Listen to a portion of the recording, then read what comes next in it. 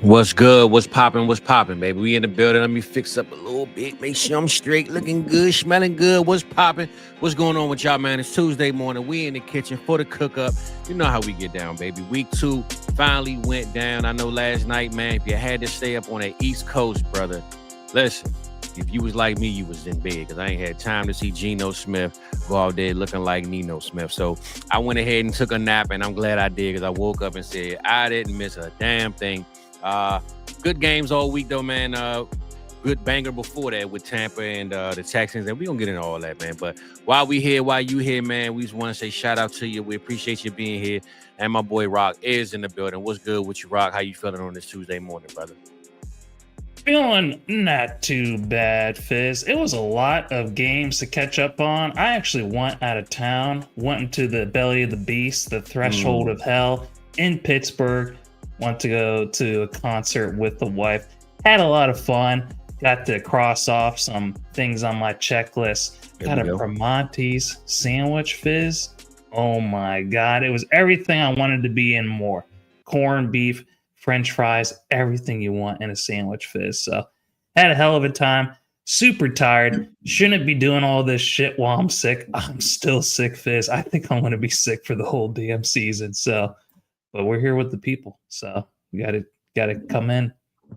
Yeah, and actually, I just realized my microphone, what's it called? That foam thing was hanging off, man. I was up here earlier, man. Shit, look, don't get me wrong. I do brush my teeth now. Don't get me wrong, but bro, when I got this morning, got up on the mic, I was like, whoa! I had to refresh in this, man. That phone was holding some, I don't know. So I had to make sure it was fresh for this morning, man. So that's why I was a little crooked, but we back, we here, we feeling good.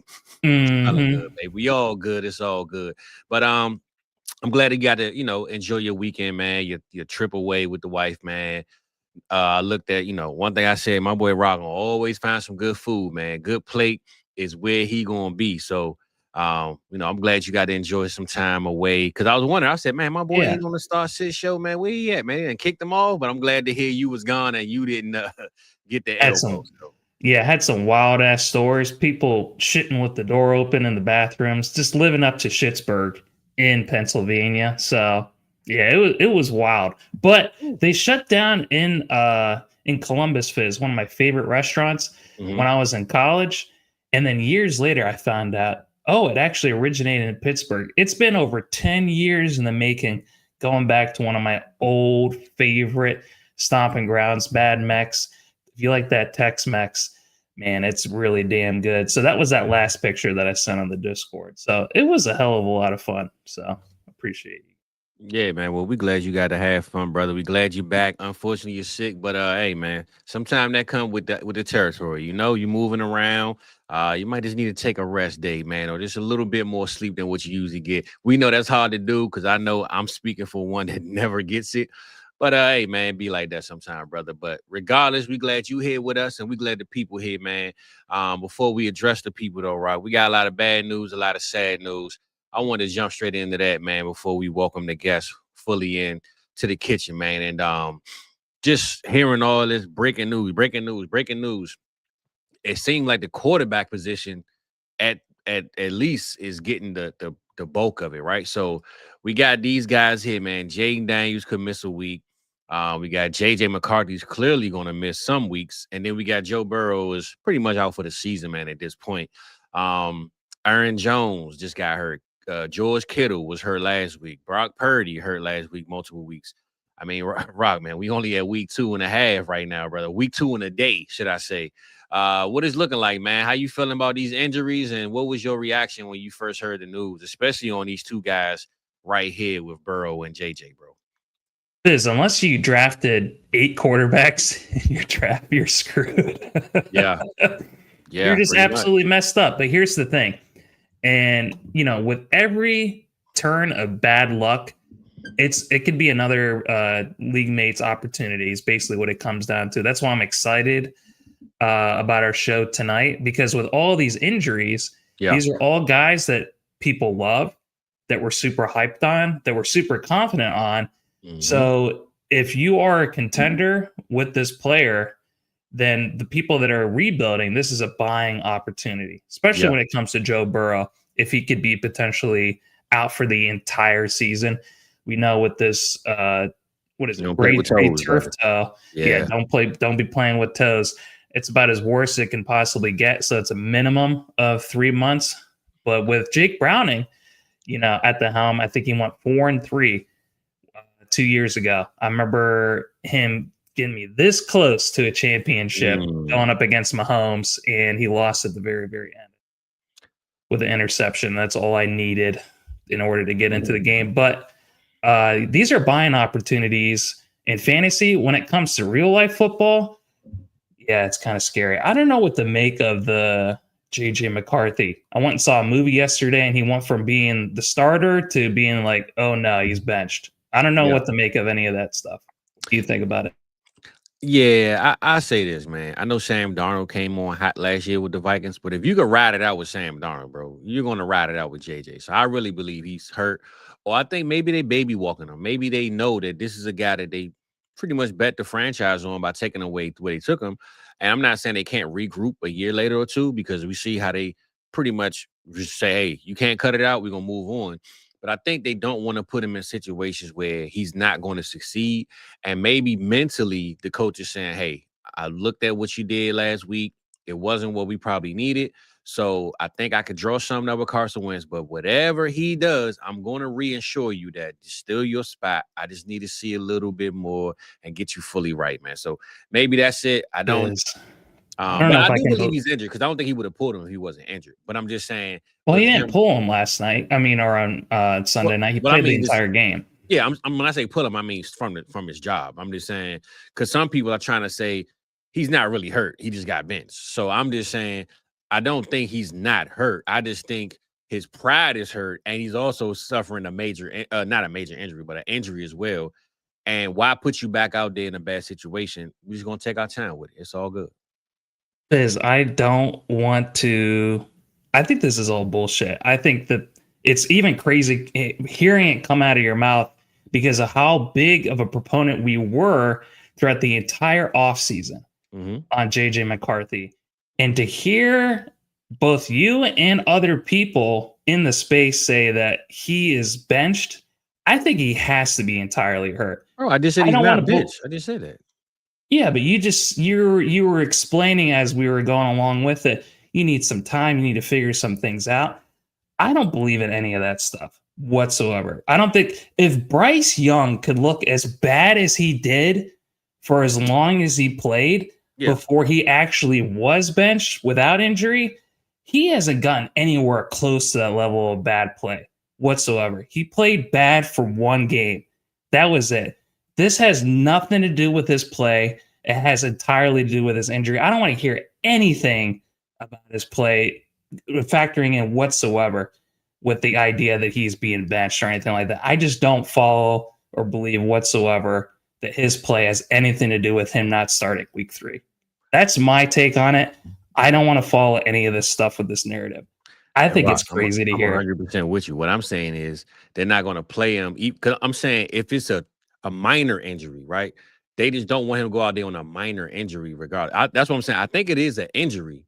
But what I'm saying is if he was, let's just say, playable, like this is an injury that he can play through, I think regardless, they still want to sit him to make sure he's 100% mentally and physically. That's what I'm saying. What do you think that's going to do to him mentally? If he wants to go out there and play and he's able to play, and this is the NFL, Fizz, I'm going to get animated with this. I was feeling awful earlier. Now this is getting me waking up because this is crazy to hear.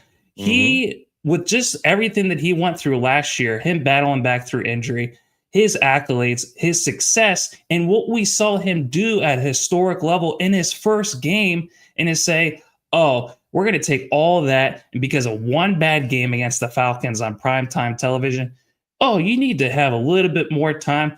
We're going to actually put more faith in Carson Wentz, who is healthy. I'd rather take Fizz a JJ McCarthy on one leg than Carson Wentz with 2 legs, 2 arms, and all of his appendages together. Because Carson Wentz hasn't done shit in how many years since he's played a game? It's been a while. 4 years, maybe 4 years. Yeah, he played, I think, one start last year when the Chiefs were actually going to the playoffs. They were already solidified, and he had a terrible game. He did nothing in Indy. He did nothing in Washington. So yeah, about 4 so years. I just want to go to bat for our dude JJ McCarthy. He had one bad game. Brother. I'm just saying, Rock.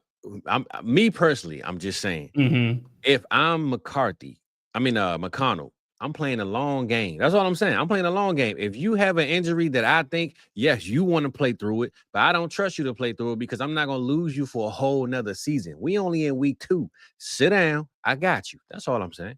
I still believe in the guy. If anybody want to trade him to me, hit me up on fizzledollars.com sleeper, whatever you want to call it.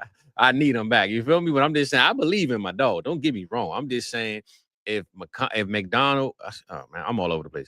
If O'Connell says, hey, I think you need to sit down because this injury can linger, it can go on longer, and it can get worse. Sit down. I don't care if you want to play. Sit down. We're gonna get through this week.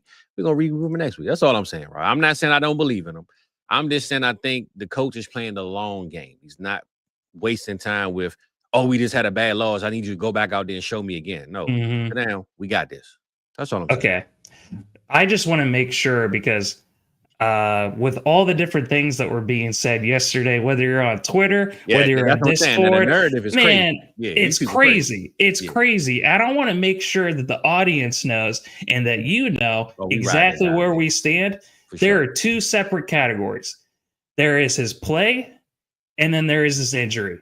And what people are trying to do is marry them together. And I don't want to hear any of that. It's kind of like, you ever got friends, Fizz, where it's like, this person should get with this person.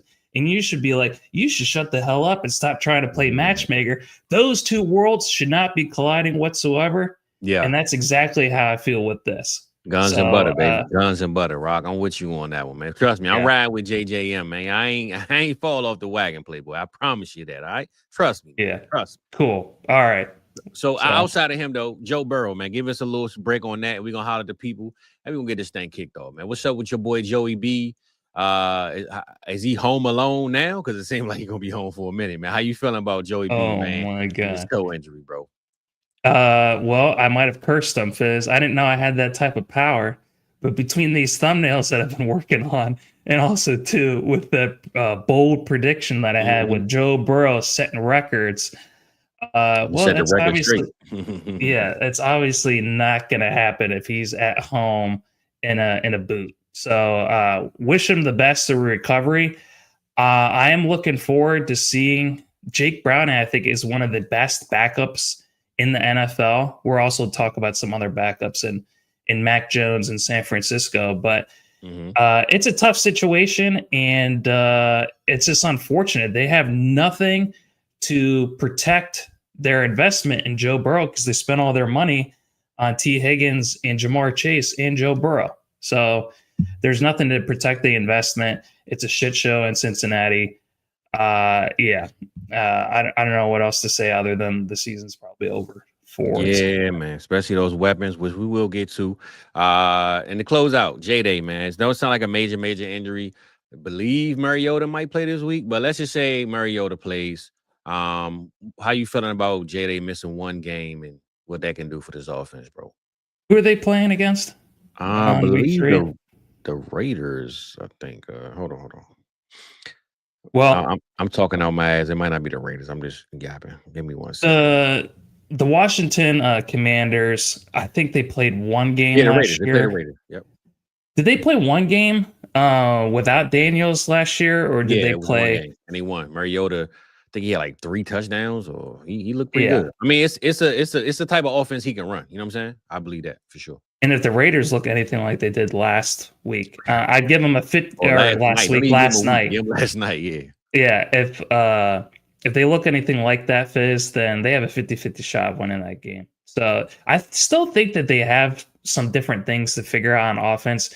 Terry McLaurin, it's just time is old, or a time. What the hell is the damn phrase? I'm trying to say a tale as old as time. Man, look at me trying to say too much shit in my mouth. You need to stop me, Fizz. You're writing too many articles, brother. You forget the words, man.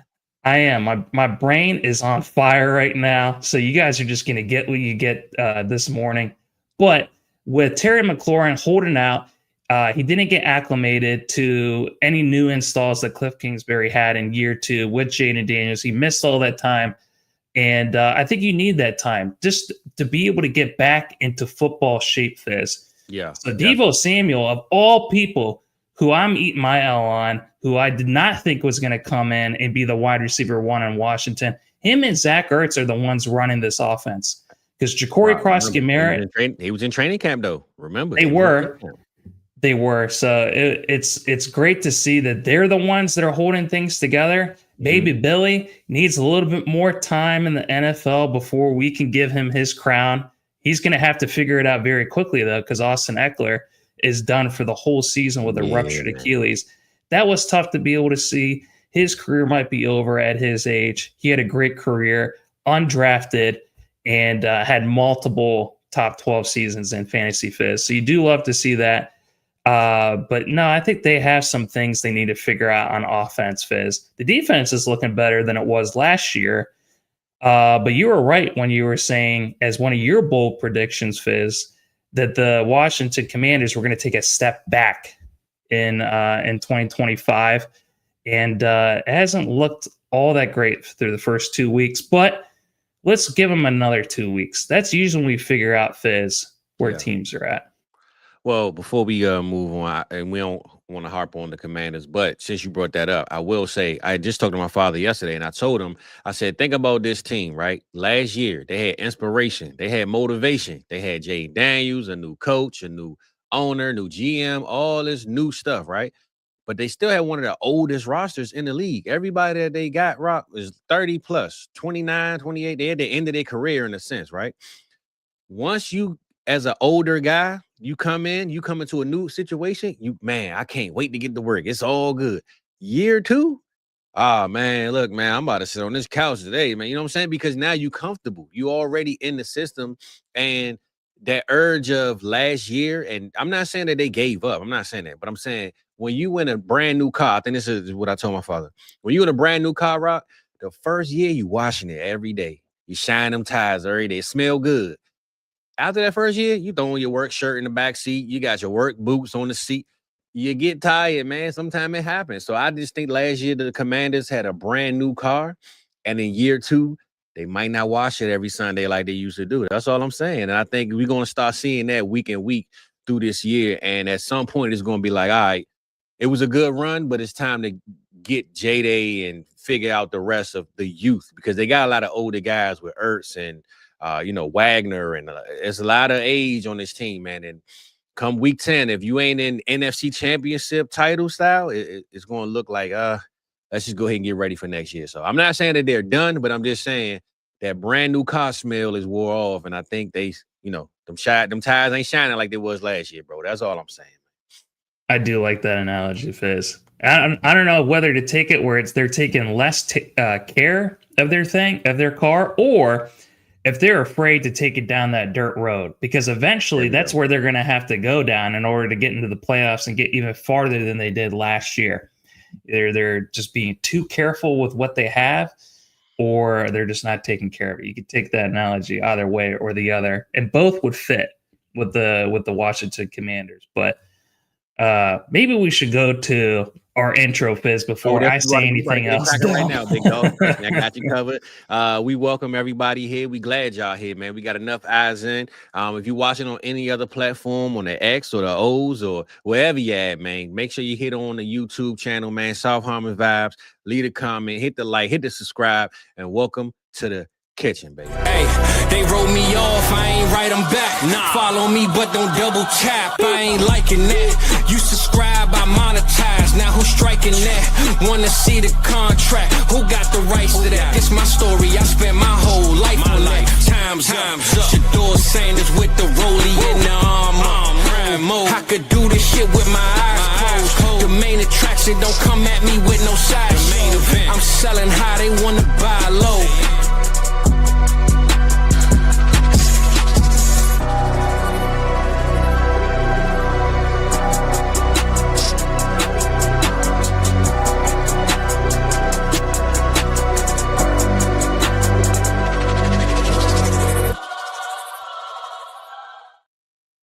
Just like that, baby. We back. You feel me? And let's get to these people, right? We didn't holler at the people yet, man. They filling in, they dropping them comments, they roasting us, they roasting the players, they all over the place, man. Your pops is definitely he's definitely got some choice words for you in that. Okay, there we go. I know. I'm hollering at him. I see my boy Six Rings was in here last night, I believe. This was 3 p.m. yesterday. He said Joe Burrow, is he another Andrew Luck? Oh man, that's a tough pill to swallow, brother. That's a tough pill to swallow right there, man. That is a pretty fire comment because I saw that early this morning, Fizz, when I just peeked at the show, and I can't deny it, Fizz. Unfortunately, that's a tough pill to swallow, man. Sheesh. I hope that they get an offensive line around him. But it's their fault. It's their fault. They the reason they're drafting receivers and defensive ends and everything but what they need to be drafting. So it's on them, man. If I'm Joe Burrow, I'm going to right upstairs once my toe get to stop tingling. And hey, man, what you gonna do, man? You know what I'm saying? You spent all this money. You know what the GM's gonna say? Well, we listened to you because you wanted T. Higgins. Yeah, you're right. You got me. You got me, man. Well, careful what you wish for, Fizz. That's going to be a word of wisdom later today. Well, I know one thing for sure. Two things for certain, man. Joe Burrow ain't feeling it. The GM might just look at him and say, hey, that's on you, man. You know what I'm saying? Whoop-de-doo on that one. You're one of these receivers. You ain't got no line, man. So, but my shout out, my boy Dustin is in the building. Say good morning, man. What's good? What you said? We cooking like fish grease. You know we in here, man. My boy Voorhees in the building. Terminal up in here, man. Yes, sir. Week 2. And he got that Packers logo, man. Mike, I see you over there shining, Playboy. I ain't mad at you. We're going to get to y'all in a little bit, man. Pops on here. He said, what's up with Gino? Hey, man. Oh, Nino Brown. I don't know, man. The Carter is shut down right now, Pops. You might got to go to Vegas to see what's good with that one. D-Walk up in here, man. What's good with you? DR in the building. You know, we got a lot of my boy Dunstan, DR. We got D-Walk, man. Y'all out here just y'all doing it big, man. You know what I'm saying? We got EB in the building. What's good with you, man? Shizzle said, welcome to the NFL J Decline. Oh, you try to drop a bar on him. I like that bar right there, Shizzle. I'm going to give you some love on that one, Playboy. Mom said she's a Raiders fan, I think. But yeah, man, shimmy up in here, man. What's good? And let me see. We got Big Bando TV. What's good with you, Playboy? My boy Red is up in here. He said, T-Rock is a pretty wise boy, man. Rock is pretty wise, right? Red. That's for sure, man. That's for sure. Appreciate that, Red. And yeah, man, we appreciate y'all being up in here, man. Pop said I'm hating, and you know, it is what it is, Pops. But we will get to the business. Flowosaurus was good with you. And Rock, man, I know we got us a spreadsheet out, man. So if y'all see me looking down, I'm not texting, I promise you that. I'm just looking through the sheet, saying what's good with it. And I don't know, right? We want to go NFL or you want to go fantasy, man? Which side we going first, brother? Let's talk about some of these players. I need to talk about some good things. Well, when I say players, I always say fantasy because I look at players individually like fantasy, and then the NFL side of things. So you're right. Let's go to the players themselves, and then we'll get into some of the week 2 stuff, and then get into week 3. So that's how we're gonna do it. I like that recipe you got cooked up, and I'm gonna be honest, right? I don't know. I looked at the sheet and I had some guys already in mind, but I think I'm gonna start off with not just a game, but just an overall team in general. So when I say players and you say players, I want to talk about these guys right here, man. These guys right here with them. Yep. These guys right here, bro. No, I'm sorry. I'll take that back. Not these guys. These guys. There we go. The ones eating turkey legs. They cooking. They eating. They at the dinner table, man. St. Brown. Early. St. Brown and Jared Goff, man. These two guys right here, including the rest of the offense, went off on a historical run against their ex-offensive coordinator, the guy who left town and said, I'm going to show you something. And I've been bragging on them, smoking on Lion Pack all year, and look like they got some bear legs, man, that they chewing on. Them ain't turduckins. That's bear calf muscles that they eating right in this picture, Rock. What you feel about the Lions, man? It looked like Dan Campbell was right when he said we bite kneecaps, bro, because they bit every kneecap and toe and ankle and shin and anything you can think of when it comes to the Chicago Bears, man. What you thinking about these Lions and that belt the ass that they laid down, man? So Goff, he did something very, very special that only one other QB has done since 2022. This was his third game, Fizz, with 5+ touchdowns and 0 interceptions. Can you name the other player who's done it 3 times along with Jared Goff since 2022? Since 2022? I'm going to say Pat Mahomes. Damn, no. Oh, Josh Allen. Josh Allen, right? No. Damn, all right, get me out then. Go ahead. Name the best QB in the freaking NFL, Fizz. I just did. Pat Mahomes, Josh Allen. It ain't him. It's Lamar Jackson. Lamar Jackson is the best QB in the NFL. He's had 3 games, him and Jared Goff, with 5+ TDs and 0 interceptions since 2022. Nobody else, Fizz, has done it more than 1 time. And you know what, Rod? I thought about it. I didn't even realize. I know you said 2022, but it didn't hit me. Pat Mahomes ain't had no big games since 2022. I'm tripping. But Josh Allen definitely did. So it definitely would have been Lamar and Josh. But go ahead. My bad, bro. So the Bears, you're talking about belt to ass. The Bears allowed, Fizz, over 500 total yards, and the Lions averaged 8.8 yards per play. This is the worst Bears defensive game since 1961, Fizz. Sheesh. How bad it was. So we were talking about the Bears being solid on defense last year. Well, don't matter not in this game. And we were talking about, oh my God, Fizz. I am just thinking about, remember what I was saying about Ben Johnson and my fear of Caleb Williams if they lost this game? Can you imagine how bad it's going to be in practice throughout this entire week? Rock, you know what I don't like? They play the Cowboys next week. That's a trap game for us, bro, because the Bears cannot go 0-3, bro. They can't. They going to come out smoking next week.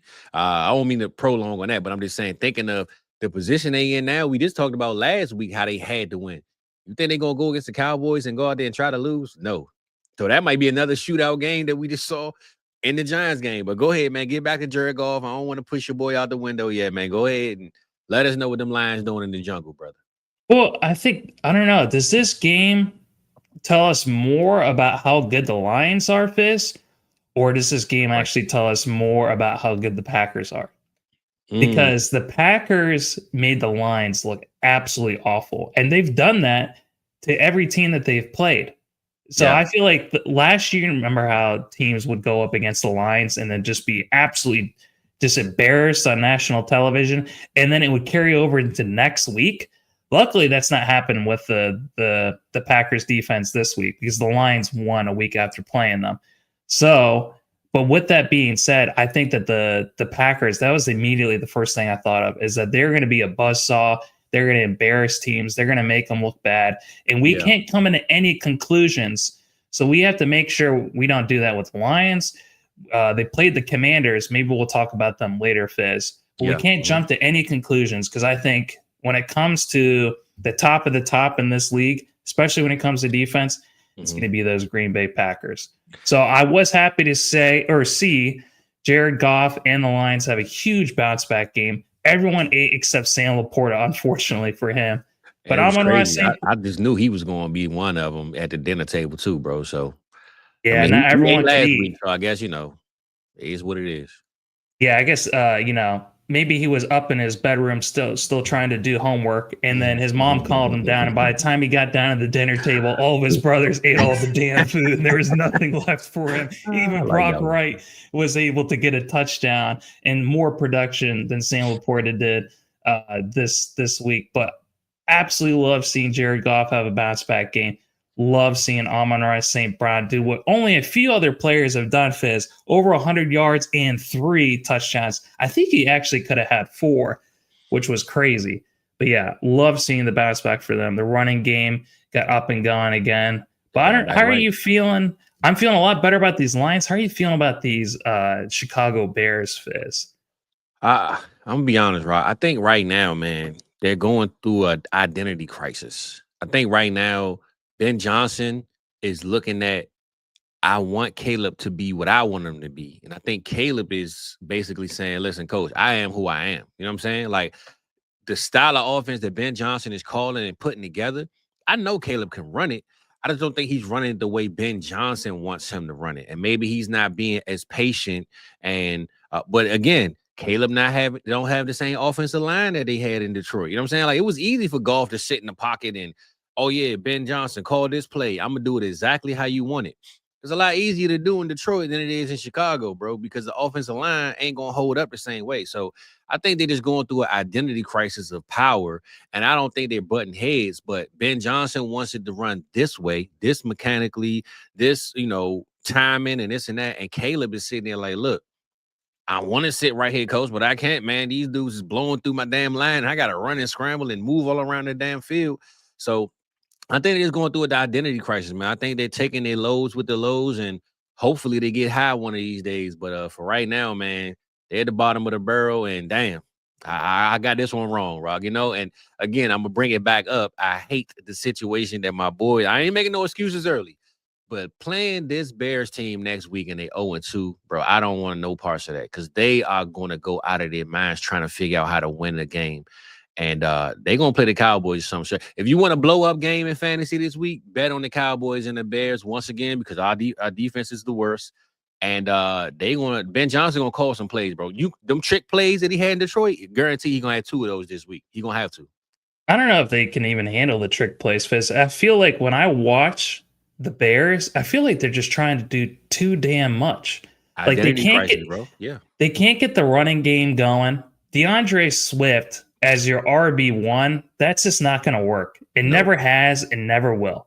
No, so they can't get the running game going. They can't then get the play action game going because the defenses have no fear of the running game whatsoever.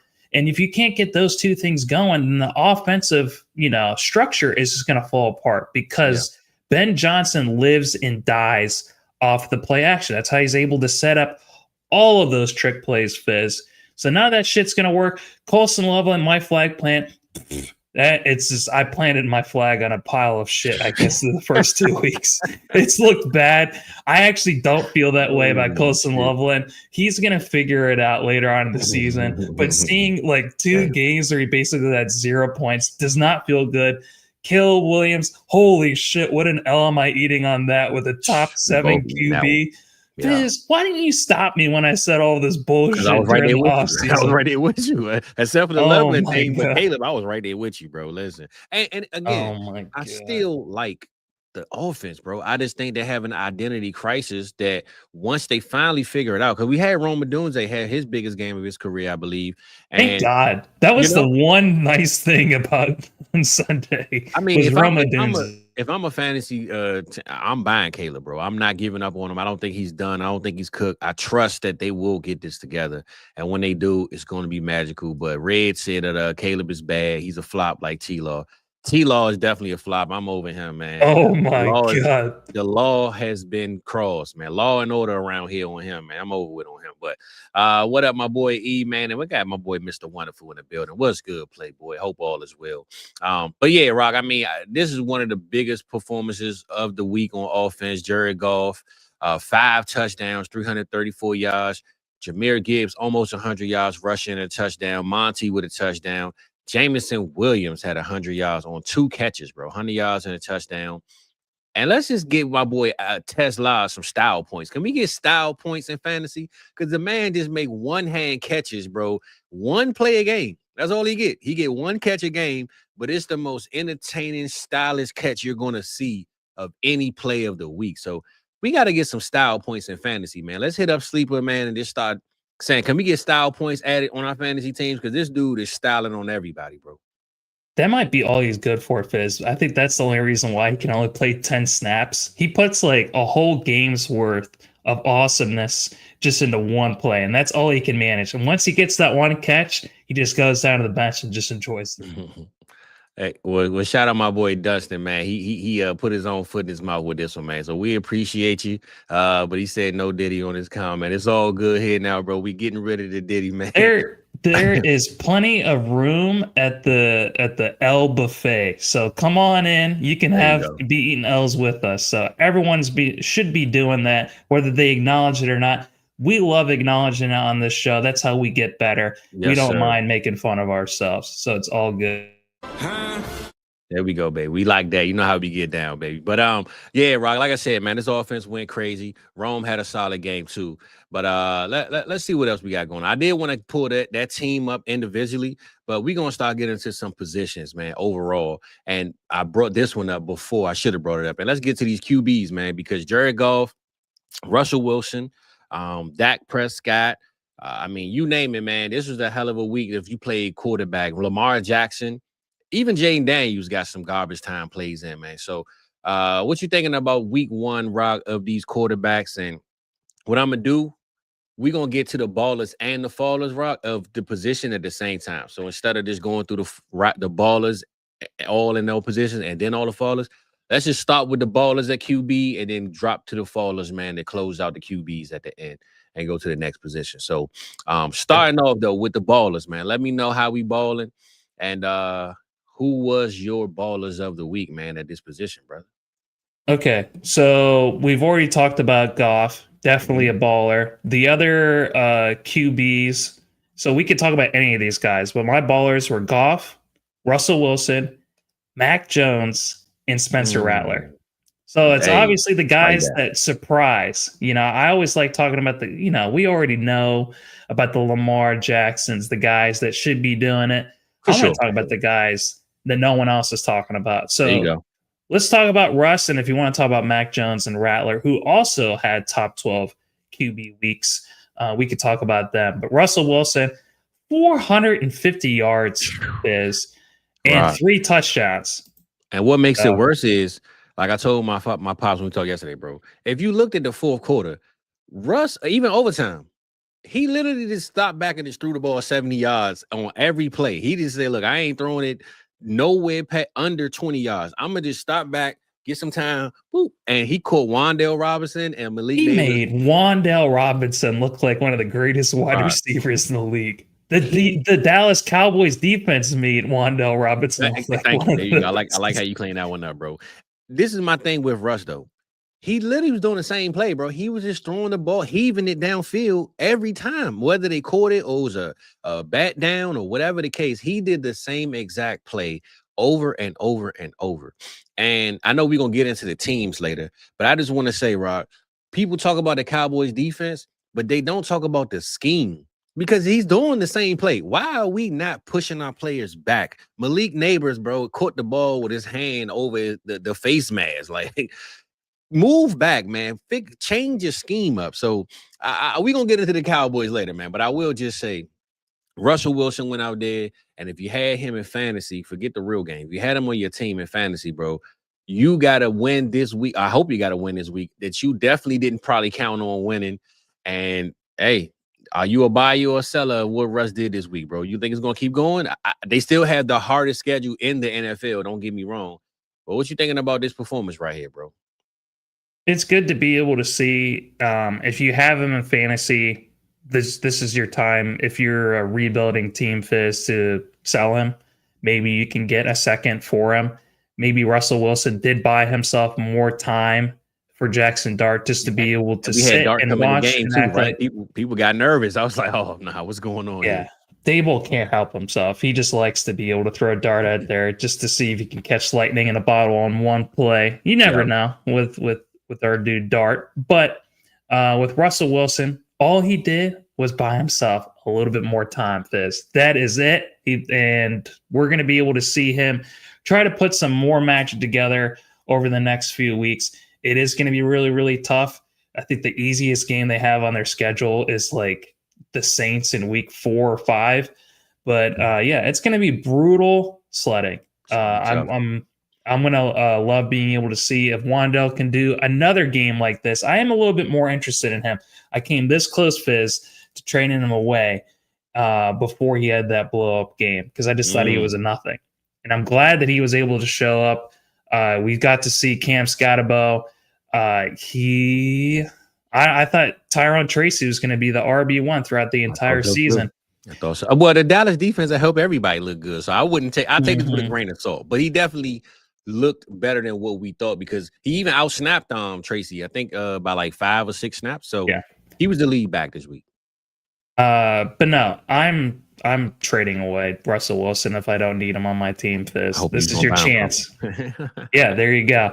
I seen him sell for 2/3, 26 and 27 third. That was I think that's that's not. I mean, that's what I bought Mac Jones for. So that's probably a better deal for that person who got Russell Wilson than what I got with Mac Jones. But no, I don't know. I think this is going to be nice to be able to enjoy in week 2. The story could completely change in week 3. Nah, you're right.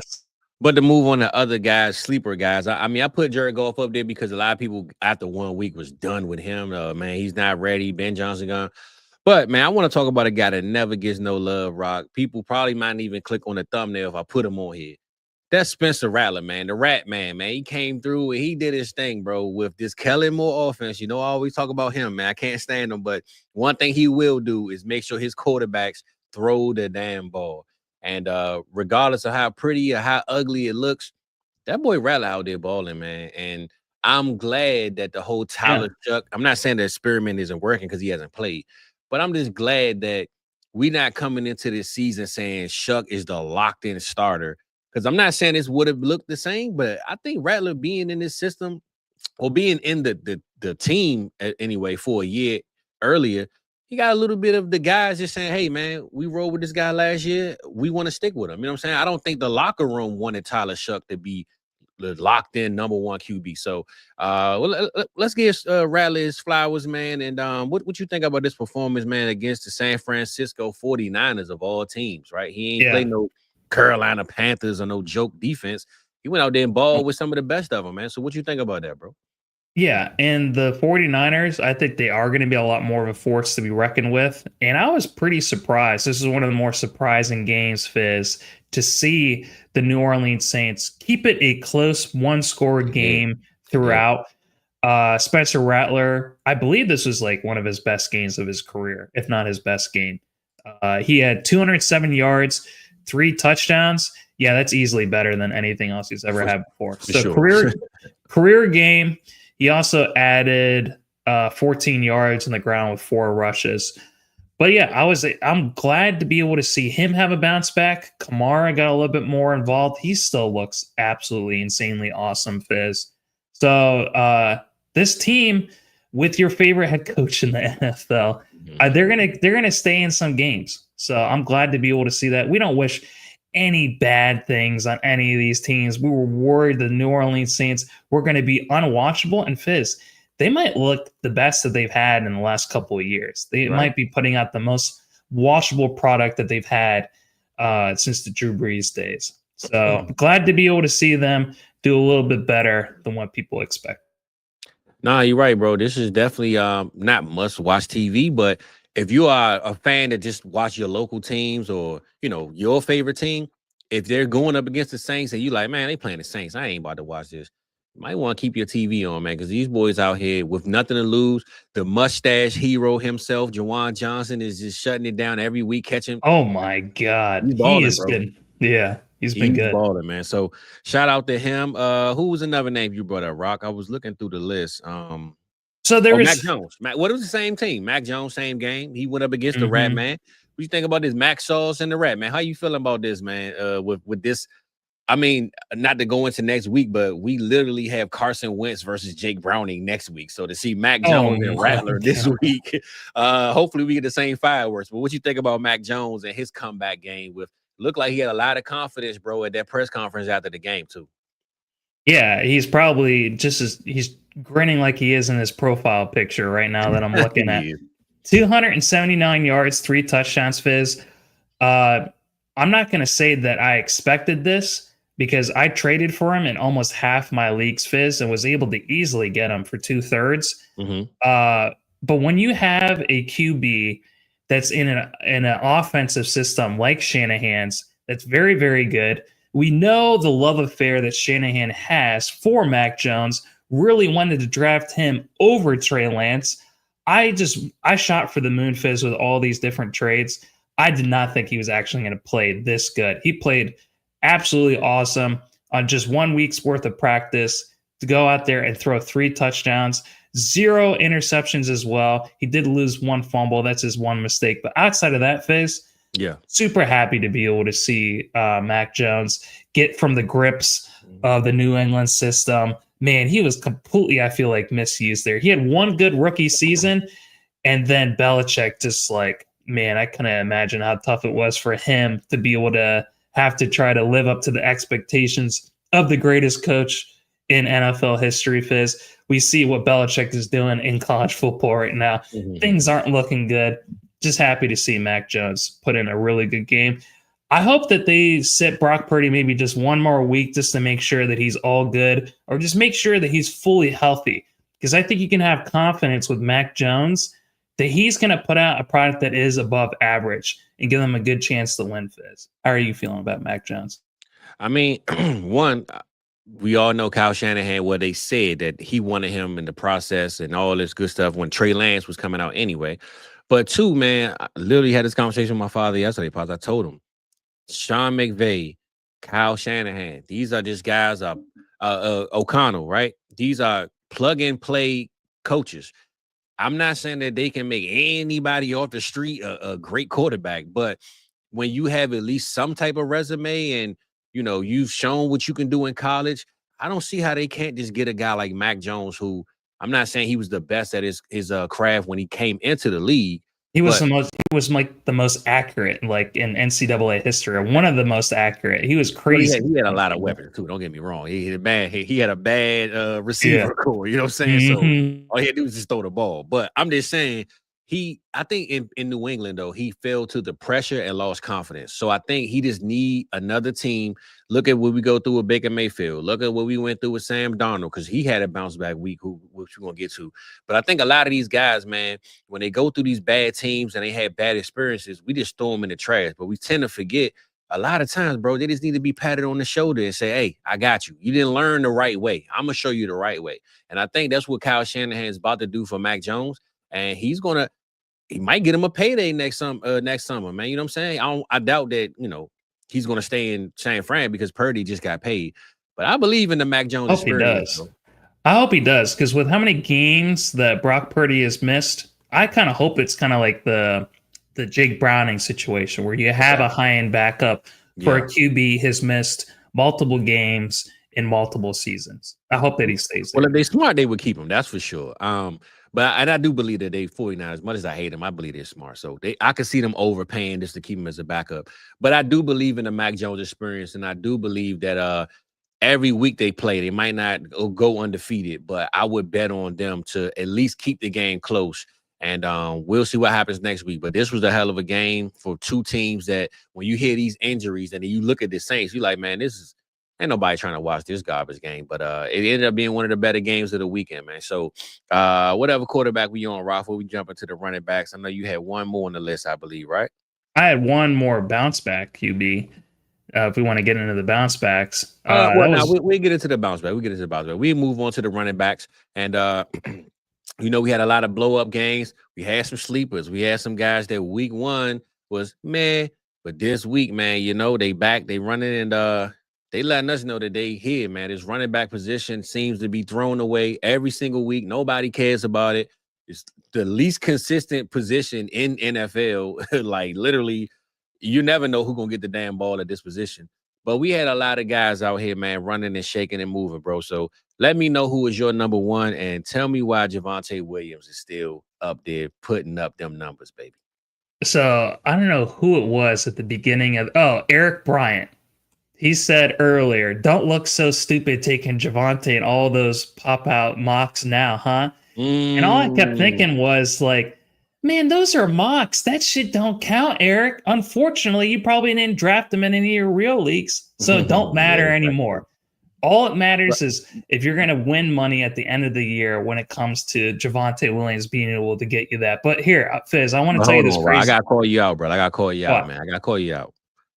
Because we got to get the people they flowers, man. And my man EB said, you can say what you want to say. It was mock season, but I was the one saying, I'm taking Javonte. And I know every time we took him, we was like, man, we don't want no parts of him. So I got to give my boy his love on this one, man. He called in his shot. We gave him the floor. He said, you called me out on the mock, so show me some love now. We're going to show you some love on this one, EB. You got a good call, brother. Whether it counted or not, it counted here, my man. You feel me? All right, Fizz, you can show him love. I'm just going to keep hating on him because it's more fun. There we go. You know, he's a Cowboy. Also, too, I like how Jonathan Taylor, he's like holding up my chin right now. You have that graphic right there. but go ahead, though, bro. What you think about Javonte? Okay. He's definitely, I mean, I know they play the Giants, but he's reminding us, man, that he's still a running back in this league, man. And with this Cowboy team, who I've been preaching all summer, they ain't going to run the damn ball anyway. It ain't going to matter. Hey, man, he proving me wrong. So what you feeling about Javonte right now, bro? I want to tell you this crazy stat. This is the top 8 RBs in scoring through 2 weeks, Fizz. This is half point PPR. It's exactly the way that we drew it up, too. You know it is. James Cook is at 44.7. Javonte Williams is number 2, Fizz. He was the last drafted starting RB all summer long. He's number 2. JT, after his performance on Sunday, is number 3. Bijan, how do you say his name? He keeps changing it, Fizz. He went on an interview like right before the game, and he said Bijan. Yeah, and then last year it was Bijan. All right. Yeah. CMC is at number 5. Definitely ate that L. Love seeing him being healthy, though. Devon Achane, I'll take credit for that. He's at number 6. ETN, Fizz. ETN. The only player that was going after ETN was Javonte. He's in top 7. And then Saquon Barkley.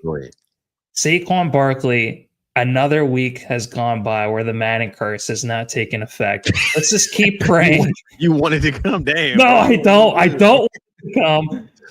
I just keep worrying. The longer the season goes on, I'm like, oh no, it's going to come at the worst moment ever. It probably is. Right. But I'm gonna say this, Rock, about that list though. Listening to who's the name you mentioned, bro? Damn, Rock, go to the list again. It was one name in there I wanted to bring up. Something. Cook, Javonte, Jonathan Taylor, Bijan, CMC, Achane, ET, and Saquon. No, it was none of those guys. That's probably why you couldn't think of it. It was the guy I think that was left off of the list that I wanted to actually speak on. Oh, no, it was Javonte. I'm sorry. Okay. And remember, Javonte played the Eagles week 1. So the fact that he's number 2 and he went up against the titled best defense in the league coming into the season, I mean, the man is number 2 playing the Eagles and then playing the Giants. And he got the Bears next week, and then he plays Green Bay week 4. So I'm looking forward to be matchup proof, huh? Don't matter, huh? Hey, I'm looking forward to it, man. I mean, he's doing this thing, and again, that's why I gotta give EB his props, man. Because regardless if it was a mock or not, I do want to say that in the mocks, though, we did have conversations where me and you were like, "Look, I don't want no parts of them anyway." So if there's anybody that was consistently saying, hey, y'all don't want him, I'll take him, I got to give him a little bit of flowers on that, Rock. So that's why I got EB up here. But give me your breakout guys outside of Javonte. I did want to bring him up. Who's your next guy you want to run through? Not run through him, but who you wanted to bring up, man? You know what I'm saying? He's running through those defensive lines. Yeah. That's what I thought you meant, Fizz. What did you mean? No. There we go. Jonathan Taylor. Jonathan Taylor. 25 carries, 165 yards, and he had a touchdown receiving with 50 yards receiving as well. That was only just 2 catches, Fizz. He had 50 yards receiving. That was pretty awesome to see. Ramondre Stevenson, he had a hell of a game too. He man had a 50-yard catch, bro. What is going on out here, man? How you got a rhino running down the field like he's a damn cheetah, man? What the hell going on, man? Yeah, he had 5 catches for 88 yards. He had 11 carries for 54 yards. Didn't even have any touchdowns, and he managed to be the number 6 RB on the week, Fizz. What happened to didn't they say they were gonna give him a little bit more touches there? But I guess he messed up so bad on pass blocking. Fizz. Right. I can't stand how important pass blocking is because it's so poor in college football. They don't really teach these prospects. Yep. And even Travion, who looked like, according to Chris Ballard, the GM for the Colts, like the best pass blocking RB prospect he's ever seen, man, he's still messed up on a few different ones, so bad enough that they had to bench him basically when it came to third down passing situations. They didn't trust him anymore. And that's when Antonio Gibson started. Bro. No pressure was added on the D-line whatsoever, and you still couldn't put him back there. That's not a good sign to start off with. Yeah. And then the other one that I'm going to take I don't know if I'm going to take a huge L or just a minor L on this, Fizz. I was getting kind of sick of having Jaylen Warren on so many of my teams, Fizz. I went from a 60% share in my portfolio of Jaylen Warren to 30%. I traded away 3 of my shares. Man, if Mike's watching one of this, yeah, I traded Jaylen Warren for Pop Douglas. So, and he did not pop off. He had 1 catch. Sometimes you got to pop out of show on Rock. You just, I don't know. He did not do that. Jaylen Warren. Goodness gracious. I was in Pittsburgh. I was watching the game at Primanti's, and I was seeing Jaylen Warren just look unstoppable, Fizz. It was tough to be able to see that. Red came with this comment, bro. It looks like Jaylen Warren will continue to pop off because this name right here, man, Rock, listen, one thing I texted you yesterday, and y'all look forward to these mock drafts because we will be the first people out here in these streets mocking during the season, man. Week 4 is going down. I'm ready to see the marathon draft with where these rookies fall, Rock, because Travion Henderson, Caleb Johnson, all of these young rookies that we were drafting high and drafting early, man, I'm ready to see where they're going now, bro. I'm ready to see where the market at, where the people at with them. But looking at this name right here, I'm pretty sure Caleb Johnson wondering why the hell he's even on kick returns. That's probably why he even let the ball go past him. Like, man, I ain't even supposed to be out here. Like, why am I out here, bro? Why is Arthur Smith doing this to me? I just loved how everyone on Twitter was saying, like, what an idiot. Cut this guy. This guy sucks. Fizz, I'm not going to lie. When I saw that play, I was like, I don't know what happened. Like, I don't understand actually what the rule is and why that ended up being a touchdown for the Seahawks. Dustin, you're really super smart. Explain to me what happened and transpired into that play. I think on kick returns, you have to recover the ball. You gotta like unless it goes out of bounds, but you have to as the offensive the receiver, you have to get the ball. You have to get it. Like, and now if you fumble it, then you lose it. Cool, but you have to touch the ball and secure it on a kick return. You can't just let it bounce on the ground. But the Seahawks didn't touch it, and Caleb was the first one to touch it, and it was a touchdown for the Seahawks. So what you just said was actually the opposite of what happened. So either of us don't understand the rule for this. No. I'm saying somebody had whoever secures the ball is theirs. They touch the ball is yours. That's what I'm saying. Okay. So you're saying that he just scored a touchdown for them in their end zone? That's obviously what happened. Okay. Yeah. All he had to do was run up. If he would have got the security and then ran out and fell on the 1 yard line, I think he would have been good. But I think I don't know, Rod. Don't give me the line, man. I could be lying. Don't give me the line. So he basically, if it was a soccer goal, he just scored on his own goal. It's just what it sounds like. He got a rebound and ran the other court and said, "Oh yeah, it's a shot." Oh no, hold on, my bad, wrong basket. That's basically what it sounds like to me.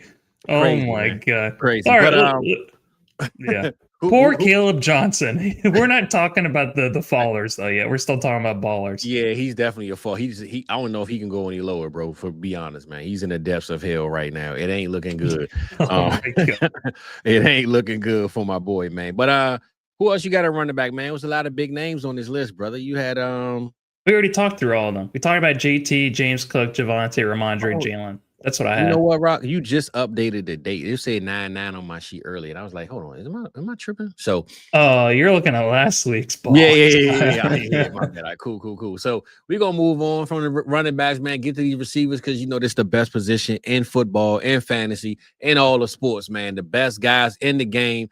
These two dogs right here. These are high praise guys. So they are a lot of. I know Rock want to talk about the low ballers, but hey, man, we gotta keep it real. St. Brown went off on a historical run, and Malik Neighbors, and it's funny because I was in our Discord talking what I talk, and I'm a ride or die with it, man. I'm taking Puka all day, every day, because that's what I do. And I did compare Puka to Neighbors, and a lot of people thought I was crazy. But I'm just be honest, I don't think it's really that much of a, oh my God, you made a bad decision if you went one or the other. But I look at the longevity of the schedule, and Neighbors clearly has the worst the worst offense around them, and a harder schedule. But I say all that to say, more flowers to him for doing what he did against them Cowboys and St. Brown. But Rock, man, give us your highs and not the lows, but just go highs right now with these receivers, man, and who you want to get on first, because St. Brown and Neighbors pretty much cleared the room for everybody this week. Yeah. Malik Neighbors, he got 9 catches on 13 targets, 167 yards, and 2 touchdowns, Fizz. That's good enough for number 2 on the week, only behind Amon-Ra St. Brown.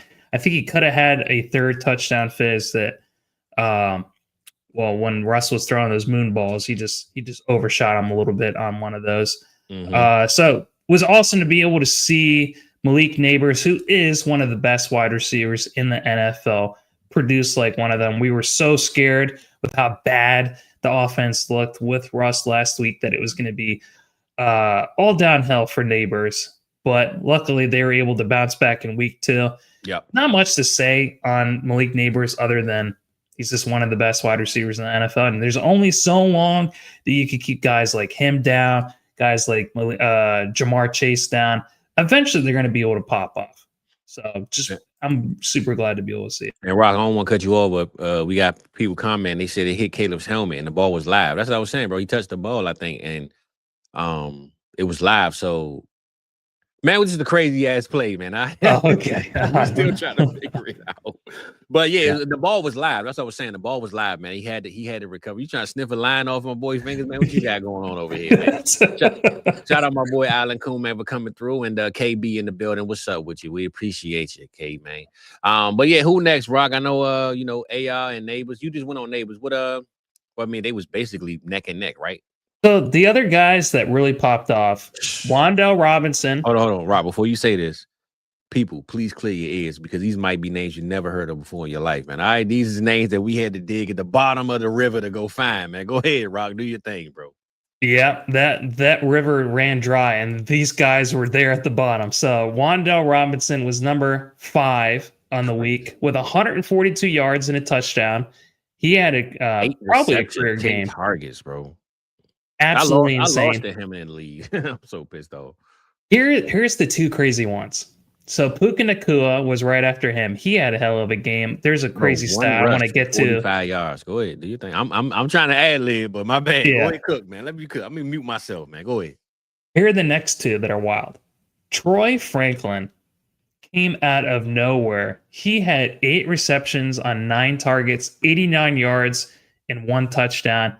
But if that wasn't crazy enough, there is a player who came out of basically retirement. He was injured for a couple of years. I think he was battling through some sort of disease or something.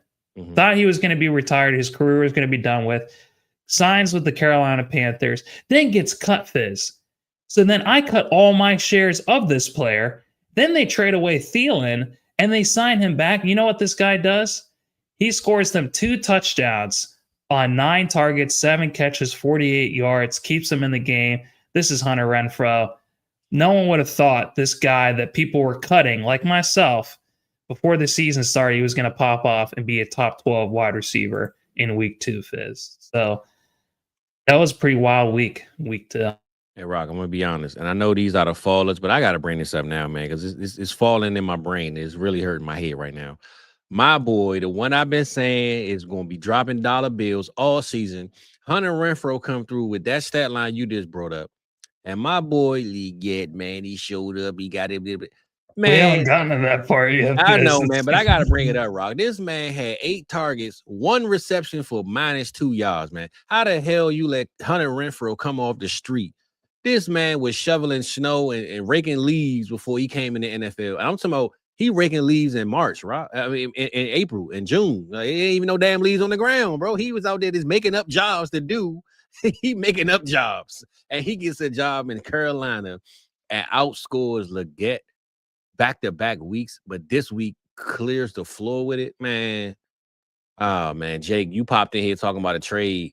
You need to be trading away some players over there in Carolina. All right, Jake, that's you. Forget Jake Browning, man. You trying to trade your brother, Jake Browning. You need to be trading these Carolina Panthers, man, because they're making my head hurt, man.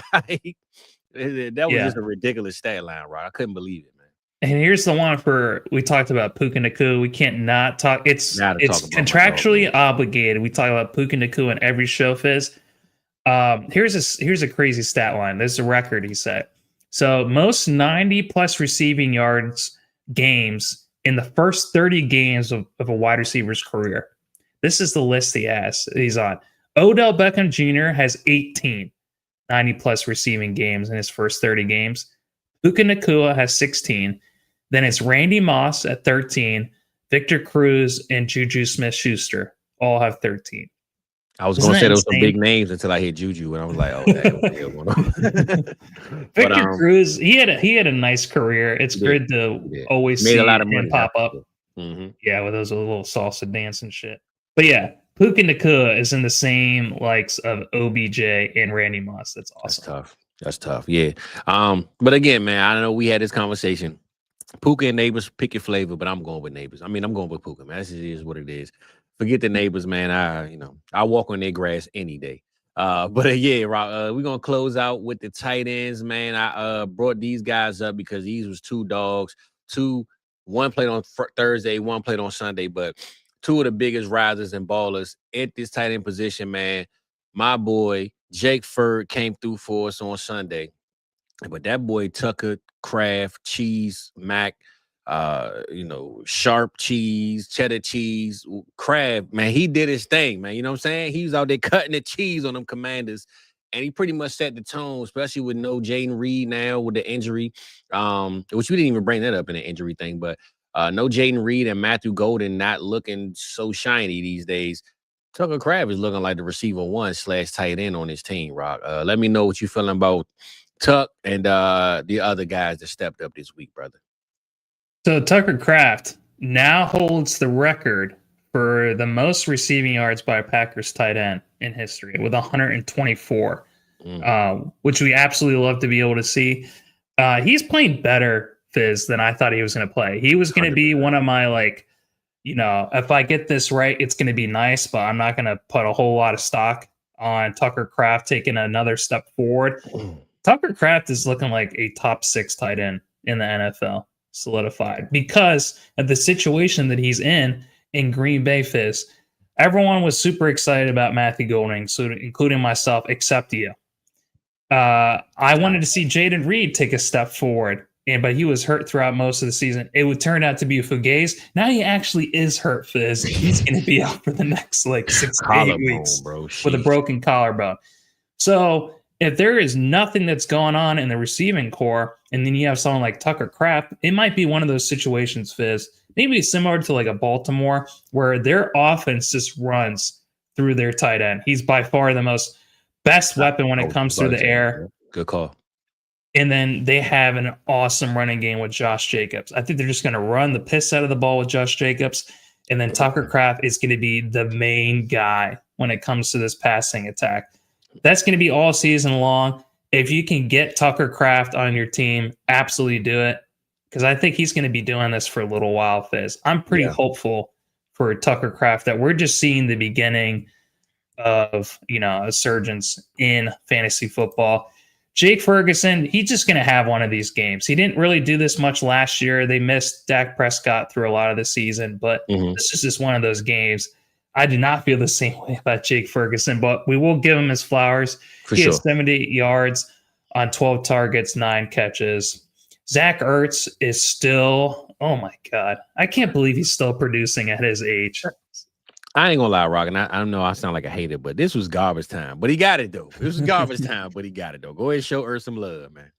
Ertz, he had 64 yards, 1 touchdown, 6 catches, 8 targets. Our dude Juwan Johnson, I don't know, someone said that he looked like somebody earlier in the chat, but he had 49 yards, 1 touchdown on 9 targets, 5 catches.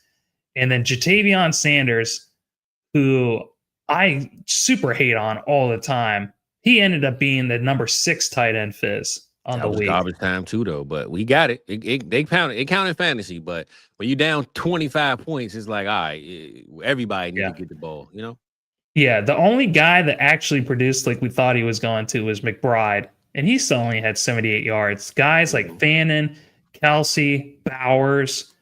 The tight end position is a tough position, Fizz. It is. So we say shouldn't this though, spend too Rock. much time on it. We should I'm just gonna say move this, on. man. I ain't trying to hype Kraft up too much, bro. But I'm gonna say this, man. I think that tight end that they started with Kelsey and Kittle, and they pretty much brought everybody else along. I think that boy Kraft might be sitting in the GM or VP chair, ready to say, "Hey, Kelsey, Kittle, when y'all ready to step down from being the guys, which I think they're on a decline now, I think guys like Bowers and of course the young guy Warren got some time to put in, but Kraft is right there. Kraft is right there with those guys, man. That I think, Rock, you give it a year or two, Tucker Kraft might be tight end 3, bro. It might be him, Bowers, and Warren as the top tight end 1, 2, 3 of the league, clear, and everybody else will fall in place. But I think these are the next 3 to run this position for the next couple of years, bro. Yeah, I think Bowers and McBride are still on a tier of their own. Oh, yeah. How do I get McBride? My bad. I'm tripping. And that tier right below them, I think it's going to be Kraft. I'm thinking it's going to be Warren. Yeah. And we'll see who else ascends to. But those 2 guys have looked like the next best ones.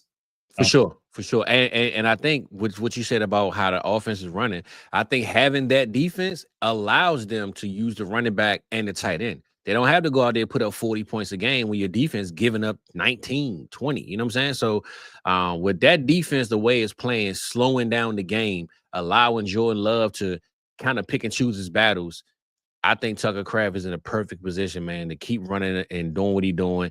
And they just going to keep filling in receivers, man. Every year they got a new receiver 1. You know what I'm saying? There's no clear receiver that we could say, this the guy that's locked in every week. People wanted Golden to be there, and he still got time. He's a rookie. But if I had to lock in one guy that I trust on this offense to be consistent is catching the ball, it's Tucker Kraft. No hands down, no questions about it. So I love when it comes to his yak too. His yak is absolutely insane. He is so explosive with the ball in his hand. He is. Way faster than people think he is. So. He's pretty crafty, Rock. He's pretty crafty, man. But to those fallers, man. I mean, I ain't want to go because I did say we could talk through positions, but bring up some of these fallers, man. Let's just run through the list because people don't really care about the losers, man. They want to hear about the winners. But let's break down some of these heartbreaking moments because there was a lot of them, man. Especially at these young guys that we had a lot of hype and a lot of love for coming into the season. I'm not saying the 1 week is going to break that, but there's some names on this list that's going to make you scratch your head and say, damn, man, I don't know. All right. Here are the QBs that I had. Penix, J.J. McCarthy, Geno Smith. 3 of my absolute favorite you got to eat QBs. Especially Geno. That's your guy, man. My God. They're all my guys. These are all guys that I was super excited for, especially after week 1, Fizz. They just all ate. And Penix and JJM, like they both played each other on Sunday Night Football. That was an awful game to watch, Fizz. It was terrible. So it was just field goal fest. That's all it was. So both of those guys took a huge shit in week 2. And then Geno Smith, I didn't even stay up to watch this 3-pick game, Fizz. I had to wake up the next morning. I'm like, damn, what the hell happened, Geno? You're all the way at the bottom. So nothing else really to say about that. I don't know how to interpret it. The Penix thing, just with both of these offenses, Fizz, the biggest takeaway I had from the Vikings and the Falcons is it doesn't look like they know what they want to do on offense with both teams. Rock, what I'll tell you, as much as I said Bijan was going to be number 1, London number 1, Pitts, Raheem Morris doesn't want to score points. He just want to play defense and win games, bro. That's all he wants. They made the kicker. They just signed this dude out of all these grocery stores, and this man kicked 5 field goals, and they won the game. You got Bijan Robinson, who had almost 70 yards in the first 3 plays, and you got Tyler Algier with 70 yards and a touchdown. Come on, man. What are we doing? This offense don't have no identity. And it's because Raheem Morris doesn't care. He just want to play defense. I guarantee he went in that locker room and said, that's how we play ball. That's how you win a game. I guarantee you that. They never had a defense before. That's why. But that's always how he wanted. Last year, Kirk Cousins throwing 50 times was not how he wanted to play that game. And now, that's why I said I believe Penix won't reach the pinnacle of where he should be because I don't think the head coach want that. He want to run the ball, slow down the offense, and play defense. That's the scheme of this team, unfortunately. And I do believe London and all these guys will still break records in some way, somehow. I don't know. But that offense is never going to reach its peak, though, I believe, as long as that head coach is there, man. So I think it is what it is, Rob. Unfortunate environment that he's in right now with Penix. You would just like to think if he had a different head coach, maybe some different things around him, it would look different. So he is a wait and see, and so is JJ McCarthy, unfortunately. Yeah. Saw a lot of the same things. It just seemed like when I watched some of the game, then went back and watched some of the highlights, it seemed like he had nothing underneath just to even dump it down to. It's just like Atlanta played good defense, though, bro. They was out there striking, man. Every receiver they had, it seemed like they were down 15 to 20 yards downfield. He had nothing to throw down underneath, and there was just nobody that was getting open, I guess. Yeah. Thielen, Justin Jefferson had a few good plays, but they're probably just going to be double covering him the entire time. Hawk did nothing in this game 2 weeks whatsoever. It's looked absolutely terrible. The only thing that's looked decent on this offense, outside of JJ's last quarter of the first game, is Jordan Mason. The running game looks like it's taking a step forward in a good direction. But now that Aaron Jones is hurt, it's not going to be that dynamic duo. Yeah. Where you're going to have different things on offense that you can do. I think it's just going to look really, really tough, Fizz, for a little while until they get things figured out. I can't wait. I never thought I would be saying this, Fizz. Mm-hmm. I can't wait till Addison comes back from his suspension, because that might clear up a lot of different things that they can do on offense, but it's looking tough, and it's going to look tough in week 3, Fizz, with Carson Wentz at the helm. Say that name again, Rock. Jordan Addison. Man. There we go. Here, man. I just want to hear my boy get some love, man. The ad is missing on my son, man. That's all I'm saying. It's time to get him back in these streets, baby. I'm glad to hear that, man. I needed to hear that, brother. You done got me hyped now, man. So I see E. Will had brought up the trash Raiders. Give us that Geno disappointment, and then we're gonna move on to the running backs, brother. I didn't watch much of this game because I was asleep, Fizz, just like you. Yeah. Well, I say this. I watched at least to the third quarter, mid-third, and I was like, man, this ain't looking good. So I actually won a fantasy league by 2 points, and I was praying that Geno Smith didn't have a good game, and he didn't. So thankfully, I won that league. That was the only reason why I stayed up to watch most of it. It was for my fantasy team. But yeah, that whole offense just looked bad last night, bro. Or should we say the Chargers defense just looked that good? Because that could have been what it was too. Yeah, I think it is a little bit of both, because Genty, they weren't able to get going. Brock Bowers, they held to 38 yards. Mm-hmm. So, Jacoby Myers had a touchdown, and none of that garbage going on this week. Yeah, the Chargers defense was a top 5 unit last year, Fizz. So they were able to, win against the Chiefs, and now they've won another game. So they're now 2-0, and most importantly, they're 2-0 in the division, Fizz. Yeah, man. Yeah. And now they lost Khalil Mack last night, man. It looked like a ugly injury, man. A player hit his arm and it bent this way. So I don't know. I didn't get to read the update on it. I didn't check, but live it didn't look good at all. Yeah. So hopefully, he gets back. He is an older guy, so injuries are a little slower. But maybe they can get him for the playoffs. That's it. For sure. But I believe, knowing the offense of what they have as far as the scheme, and then the head coach being who he is, as a defensive guy, I believe they ready, man. The Chargers are charged up. They changed their batteries, Rock. They are eco-efficient, and they charged up, baby. They ready to go, man. Bolts up, man. I ain't no Chargers fan, but bolts up out here. You know what I'm saying? I rock with the Chargers, man. I might gotta give me a powder blue, baby blue, man. I don't know, Rock.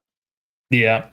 I don't know who's. It says Lost Mac and Clown signed. They need a new mercenary. I don't know who Clown is.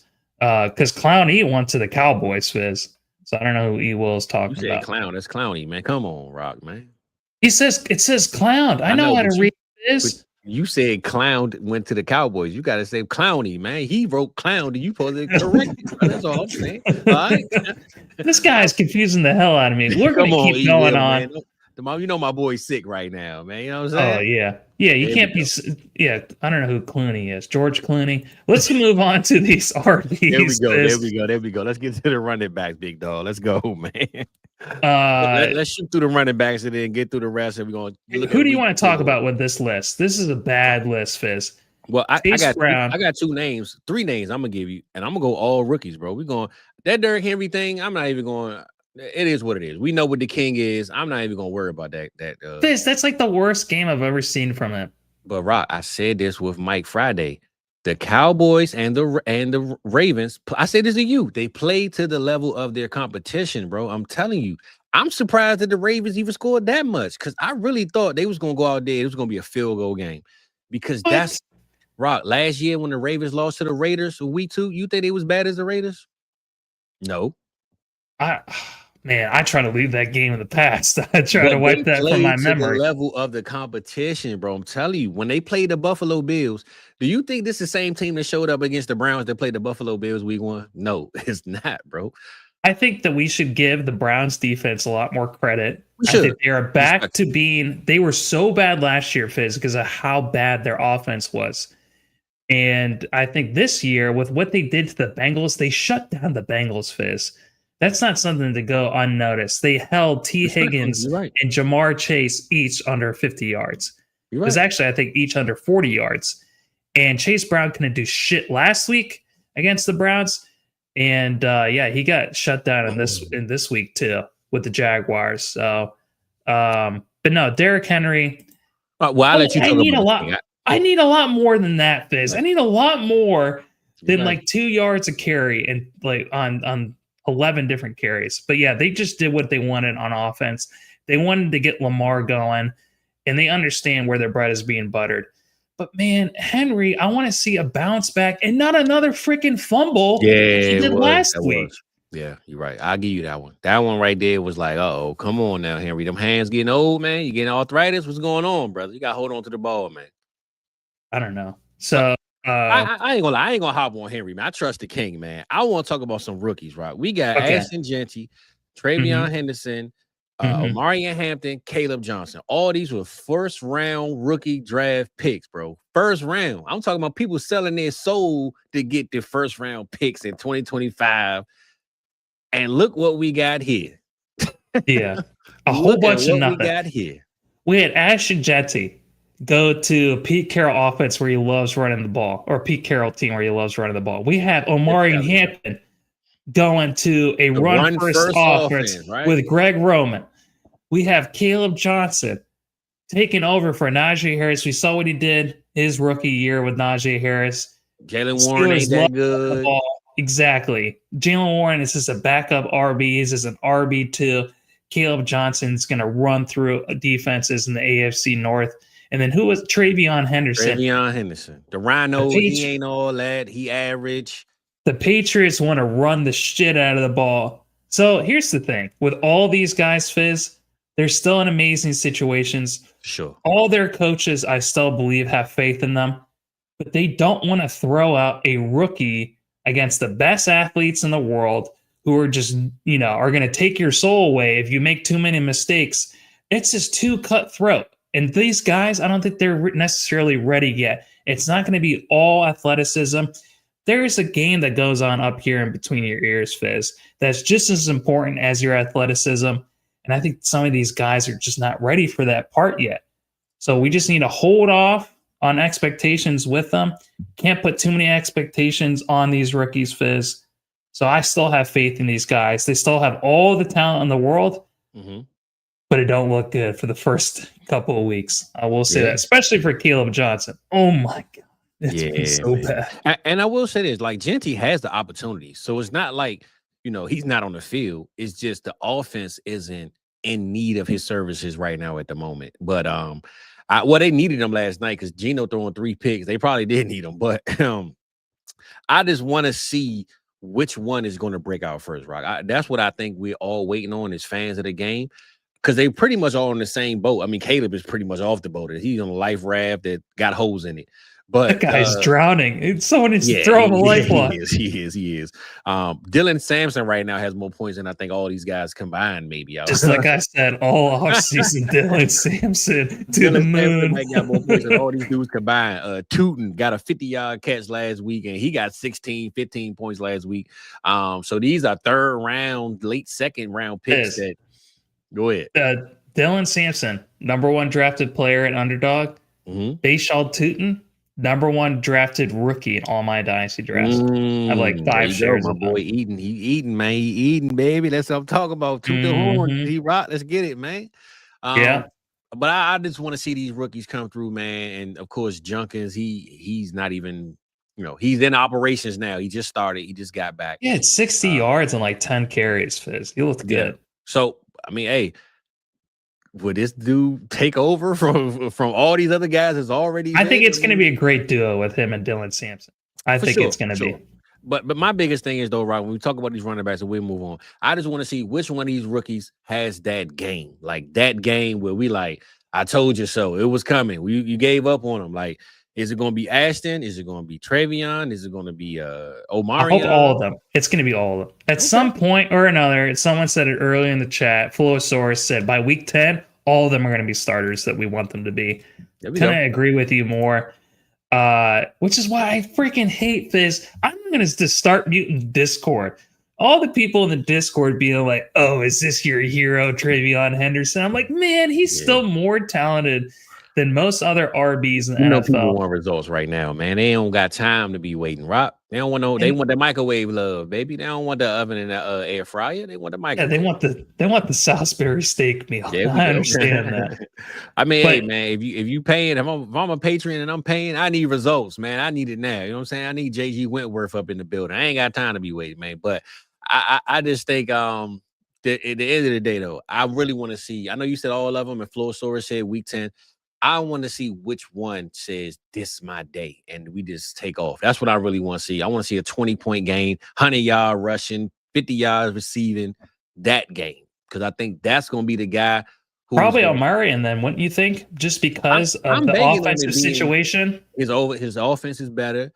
His defense is, you know what I'm saying? So I'm banking on it being Omari. I actually bought Omari in over the summer, and Buka was involved in that trade, and I'm not even mad about it. I know when Buka's doing this thing. But I believe Hampton is coming, man. And I think the Buccaneers receiving core is only going to get more muddy and more crowded once Godwin gets healthy and all this other stuff. So I'm not sleeping on the Buka. Don't get me wrong. I'm not turning my temperature down. I'm just saying I believe Hampton just has the opportunity as the RB1 in an offense. We expect him to run the ball to have that breakout game and breakout season. So there is a couple plays. Emeka Ibuka looked like the best wide receiver on the field, Fizz.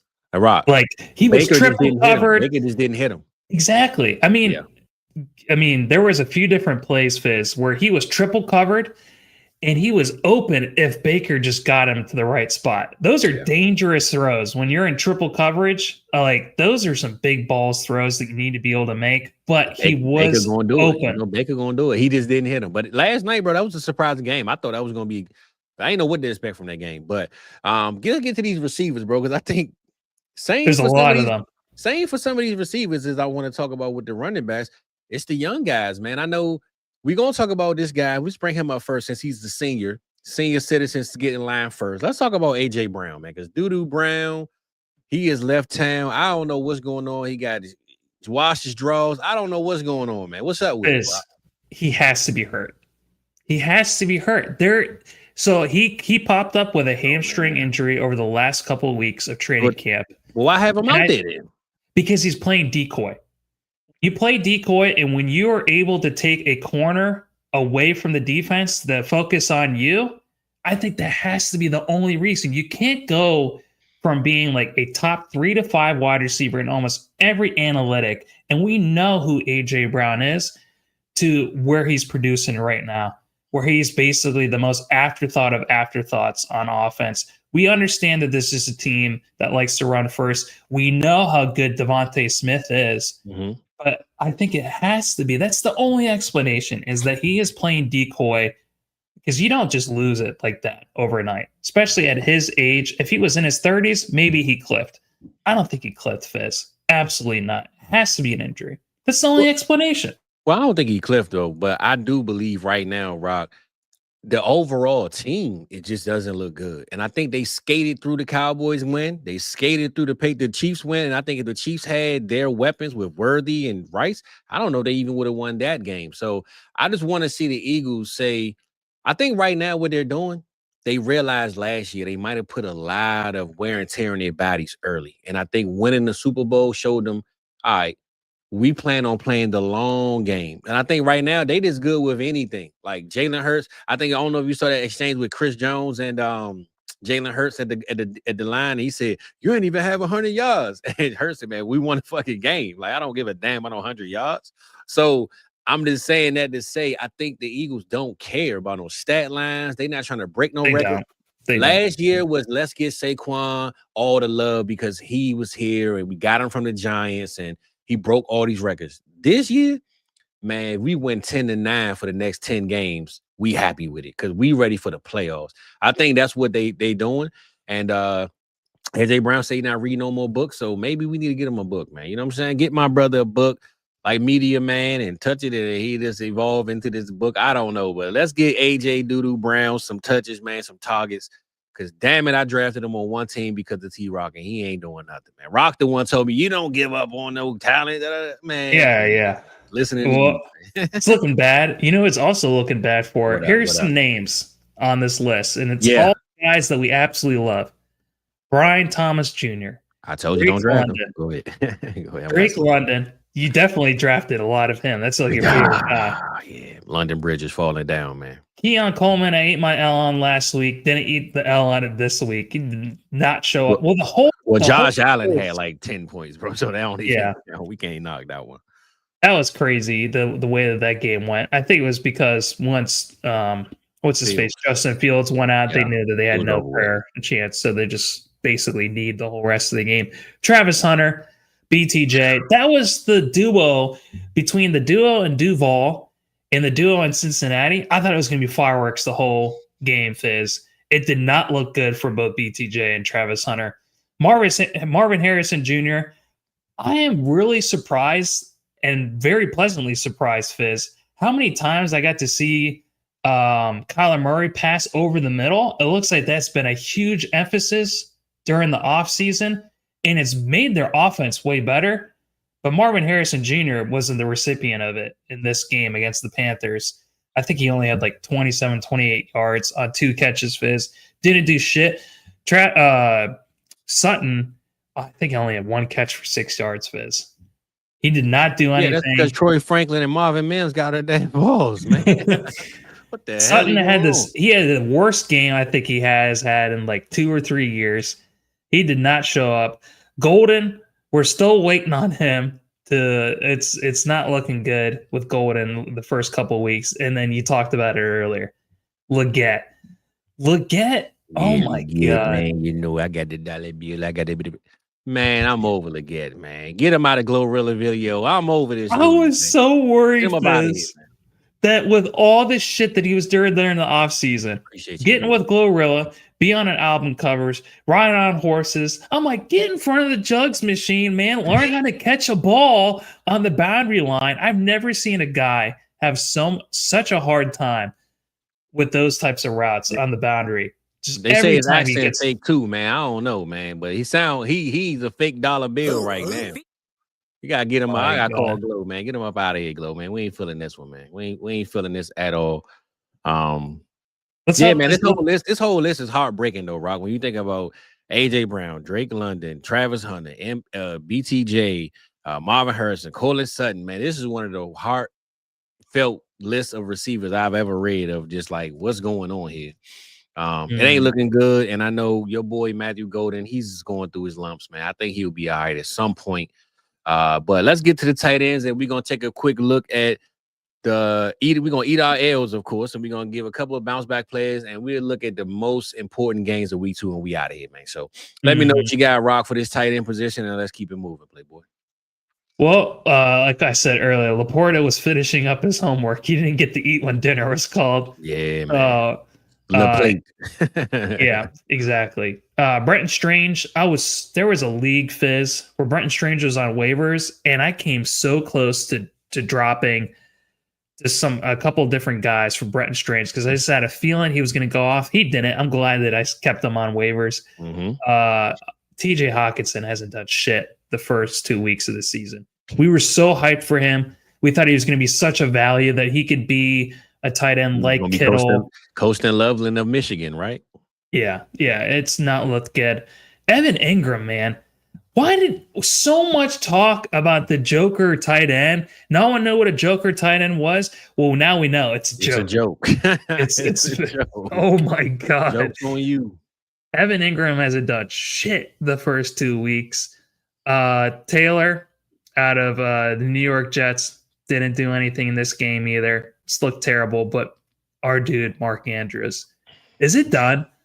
Well, Rob, I'm gonna say this. In the Cleveland game, he had 2 touchdown receptions. They just got punched out of his hands when he was like trying to secure the ball. So, well, then it's not a touchdown. I know, but I'm just saying that to say Lamar actually at least, bro. Tez Walker had 2 touchdowns. Like, come on, man, that was just an off game for everybody. DeAndre Hopkins looks like the best wide receiver. Bro, I'm gonna take that as an L for Andrews, as it was just a bad for all starters included, like Derrick Henry, Zay Flowers. Nobody that was named as a starter on that team got what they deserve. So I'm gonna take this as I'm praying for Andrews, but I don't think he's washed, man. I'm gonna pray that he at least averages 30 yards and a touchdown a game, man. I can pray for that much, Rock, but it ain't looking good, man.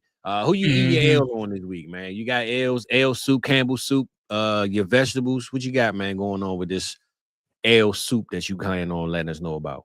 Well, probably the biggest L that I'm taking it on right now is just the whole Caleb Williams experience. It's gonna take I think it's gonna take a while, a few weeks. I'm praying for him every night. I bet Ben Johnson doesn't tear him apart the same way that Mac Jones was torn apart by Bill Belichick. It feels like that type of environment, Fizz, where it's super high standards, super cutthroat. There's no lax in it whatsoever, and there's just too much that's going on with their offense. They need an RB in that team just to be able to balance things out. And it's just not going to work, I think. I don't know what they're going to do on offense. So I'm going to eat the L on that one. Well, I'm going to eat the L until I don't. Green Bay, I'm going to eat that L, man. I said it was going to be worse, one of the worst teams. Still think that. I'm going to keep saying just because I got to say it for pride. But I'm going to eat the L and say, you know what? They are one of the best defenses in this game. And as much as I don't ever see my team being as a defensive weapon, defense is what matters in the trenches, baby. So I'm going to eat that L, eat the cheese on that one, Rock. And I'm going to ride or die with that decision, man, of just saying, hey, hopefully the wheels fall off at some point, man. I'm going to keep wishing that they fall off regardless. And I guess we can I made this right here, Rock, since we got this going on, brother. Let me share this screen right quick. Boom, back, bang. We're going to get to, this is week 1. Anything you want to look at week 1? I know we covered most of it, but I mean, week 2. I'm sorry. The other game that I thought was the best game of the week, Fizz, someone brought it earlier. They said, why didn't we mention Daniel Jones? Daniel Jones was the number 14 on the week when it came to fantasy. So he has been a pleasant surprise.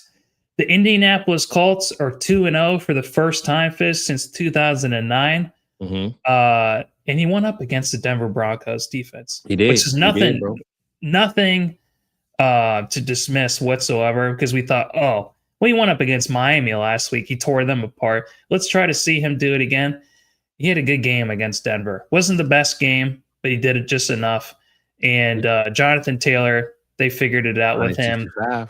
Yeah, and he averaged 6.6 a carry, bro. I mean, I'm pretty sure he had a 68-yard run that helps it, but he even gave Tyler Warren a rush. So they trying out, they trying things, that's for sure. Bo Nix had a huge bounce back game. He wasn't blow Nix like he was last week against the Titans. He actually had a good game with 3 touchdowns.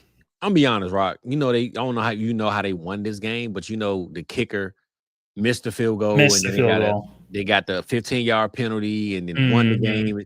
That's that luck of we praying that everything works out with benching A. Rich and Daniel Jones, and guess what? It's working. So that's when a lot of times you make decisions like that in the offseason, you just get luck, man, that come with it, man. And I think right now, the Daniel Jones signing and making him the QB1, I think the Colts are going to win more games. Not that they aren't at least capable of doing it, but sometimes, bro, when you make decisions like that and you bet it all on the line, I think that's what they're getting back, man. A lot of that, hey, we're going for it all and they getting it. So shout out my boy Midget, man. You know, you could change that crying face emoji now, brother. You put a smiley face on that unicorn hat right now. Yeah, and that what was it called? I'm sorry, I was in between two different things at the same time. And then immediately in my head, Fizz, I was thinking about that celebration. This is what totally threw me off. Remember that celebration that defender had with the interception? He put the ball inside of his shirt and he started celebrating with the mascot just humping the air. Oh yeah, that was crazy. That one in your head. Oh yeah, brother, what you got going on this morning, man? Yeah, that's all I was thinking about that was cool. the entire time. Well, look, man, let's get to some week 3, man. I know the people want to figure out who the hell we think is going to go and break out.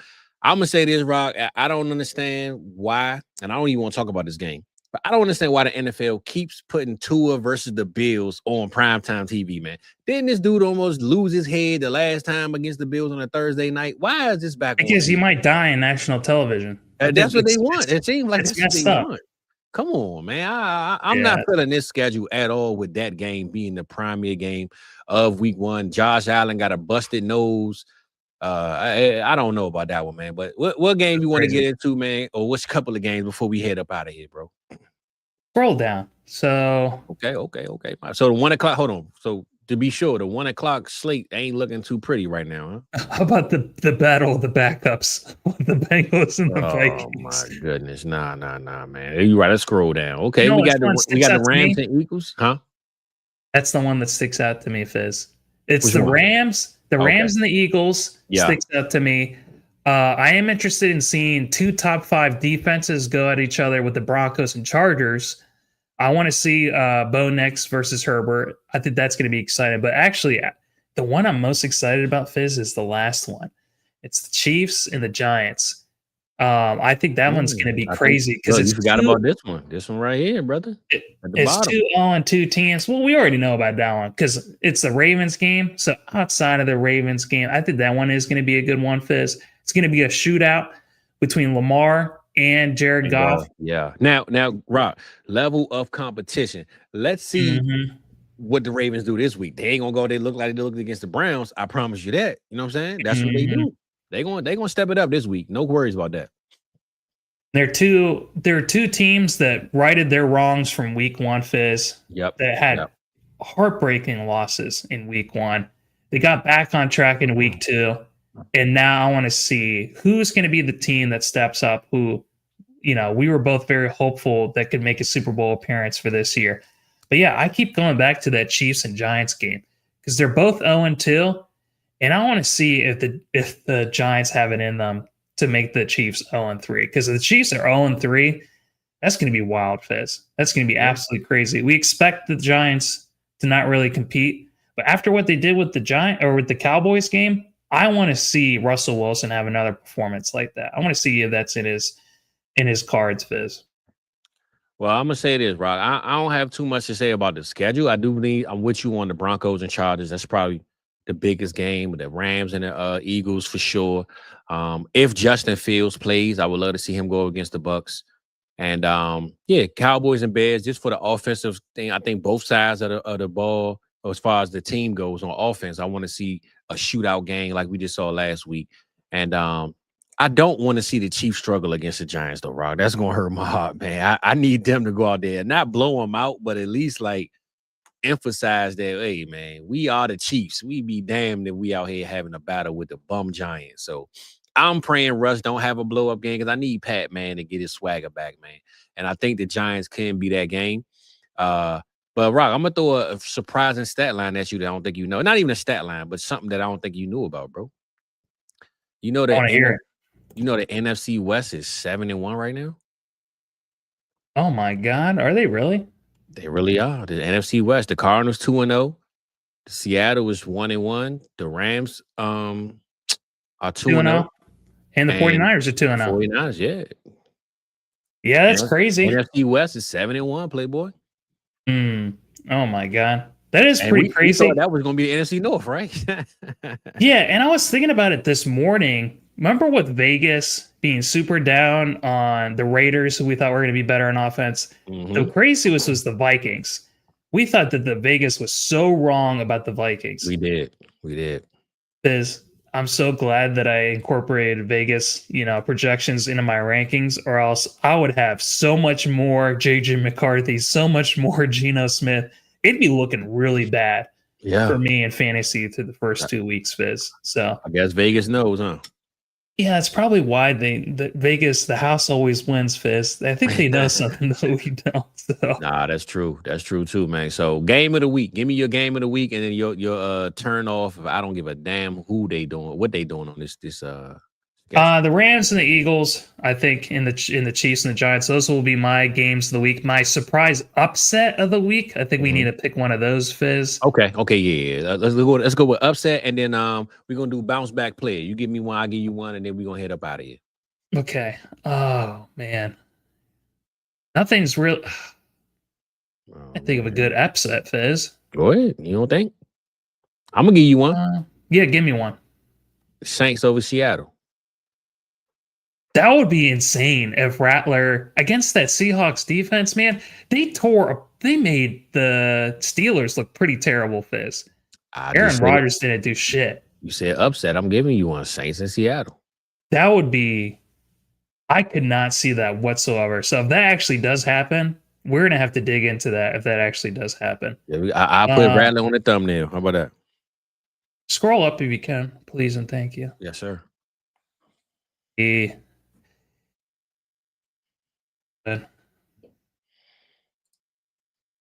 I'm trying to think of a good upset, and I can't really think of anything right now. I'm trying to be right, Fizz. That's all. Can't handle the surprise, man. All these teams are kind of the same. Like, I'm not going to pick the Browns against the Packers, but all these other teams, that's why the biggest upset is the Saints winning the game, bro. I'm trying to tell you, that's the biggest upset. Yeah, I think you know what? I'll pick. I say this: the only closest one is the Titans over the Colts. That's one too. Like the Colts are hot right now. This is what I'll pick. I'll pick the Giants over the Chiefs. Okay, and that's just, even though they 0-2, I wouldn't rank the Chiefs where the Giants are. So exactly, I can feel you on that. I can feel you on that. Okay, I'll pick the Giants over the Chiefs.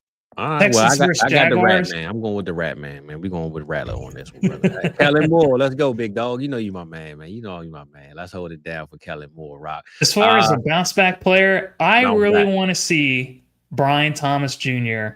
and Travis Hunter figure their shit out in week 3. Those are the players that I put the most stock on, and it would be nice to see Golden do something against the Browns, but the Browns got some lockdown corners, Fizz. So I don't expect Golden to really do much. If they can hold down Chase and T, I'm not going to put anything on Golden. But BTJ, Travis Hunter, let's see them. That's a tough ass matchup, Fizz, with Derek Stingley with the Texans. It's going to be hard, but I want to see them do it. So, well, I'm gonna give you one better or close to that. Bounce back offense. Michael Penix, Bijan Robinson, Kyle Pitts, Drake London. They play the Carolina Panthers. If you can't bounce back this week, I don't want no parts of you. I think that they should run up the score, do what every other team has done so far. So I'm going to go bounce back for all those offensive weapons that people lost their fantasy leagues with this week, with London, Pitts, and Penix. Pretty much just saying, look, it's over with, man. It's time to run this up. I'm good with that one. Yeah, I think that one's a good one too. So it's only week 2. Let's not overreact, but it's crazy, Fizz. Everything that everyone thought was going to happen, it's the opposite.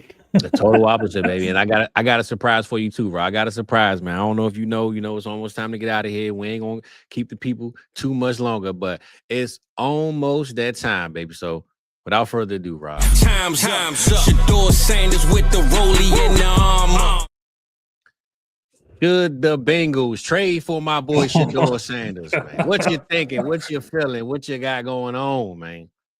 No. Should the Bengals go get my boy Shador, man? I mean, I know it ain't gonna happen. This is just a segment, but What you thinking, bro? Did you see all the tweets with like Jameis Winston, Kirk Cousins going to Cincinnati? I mean, Jake Browning, he did decently. They're not going to give it to somebody else. They did just pick up Mike White this morning, Fizz. I don't know if you saw that. So I think he's going to be the backup to the backup for this upcoming week. Is it Mike White or is it White Mike from the Wire, man? You know, he was selling drugs on the streets too, man. I don't know.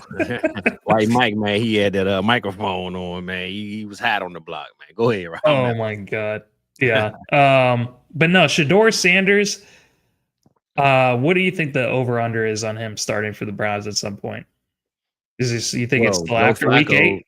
Joe Flacco ain't cutting it. I think what they want to do, Rob, that's why they're not even activating Shedeur right now. And I think they can't, because who wants to see Dylan Gabriel go out there and play football?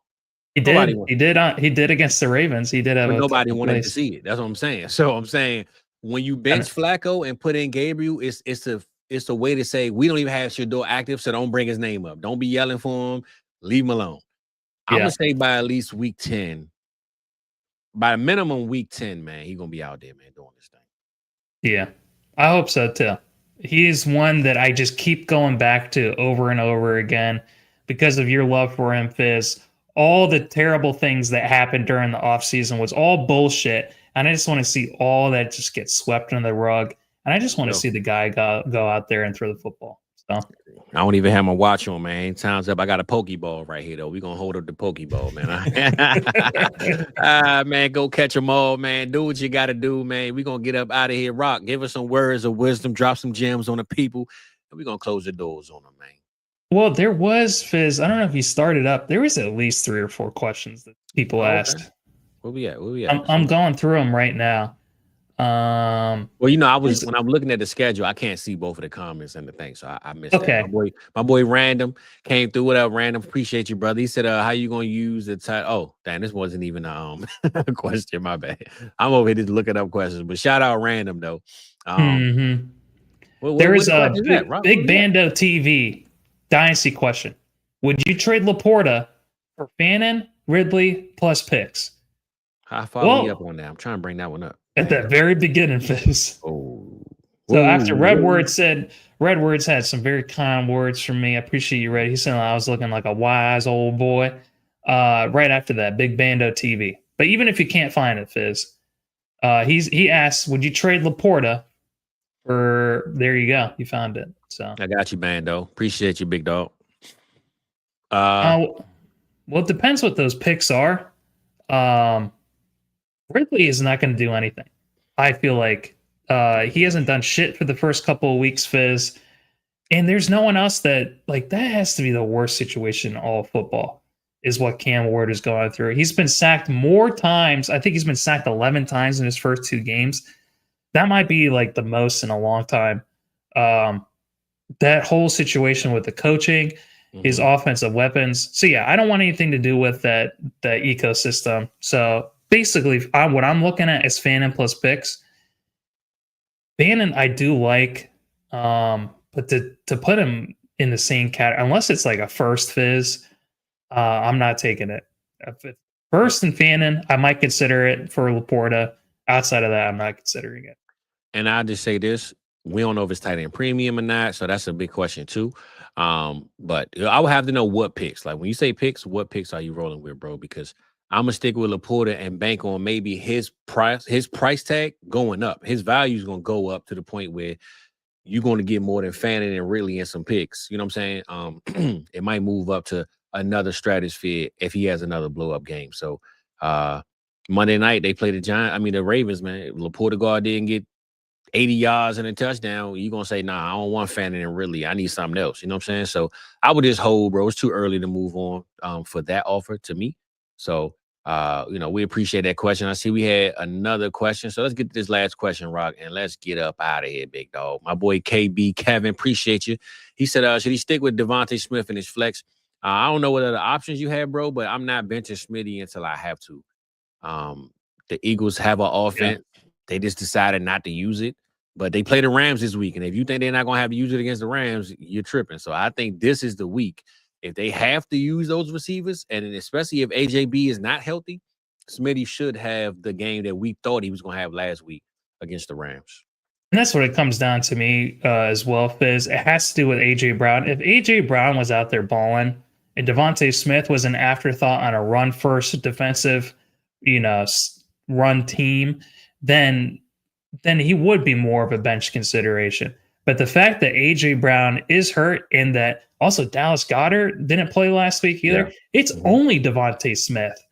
And he went out with a back injury last week. He could have had a better day. So yeah. So I think with that being said, also too, I feel like over the last few years, Devontae Smith has just been more consistent when it comes to his production. AJ Brown has just been up and down on the Richter scale.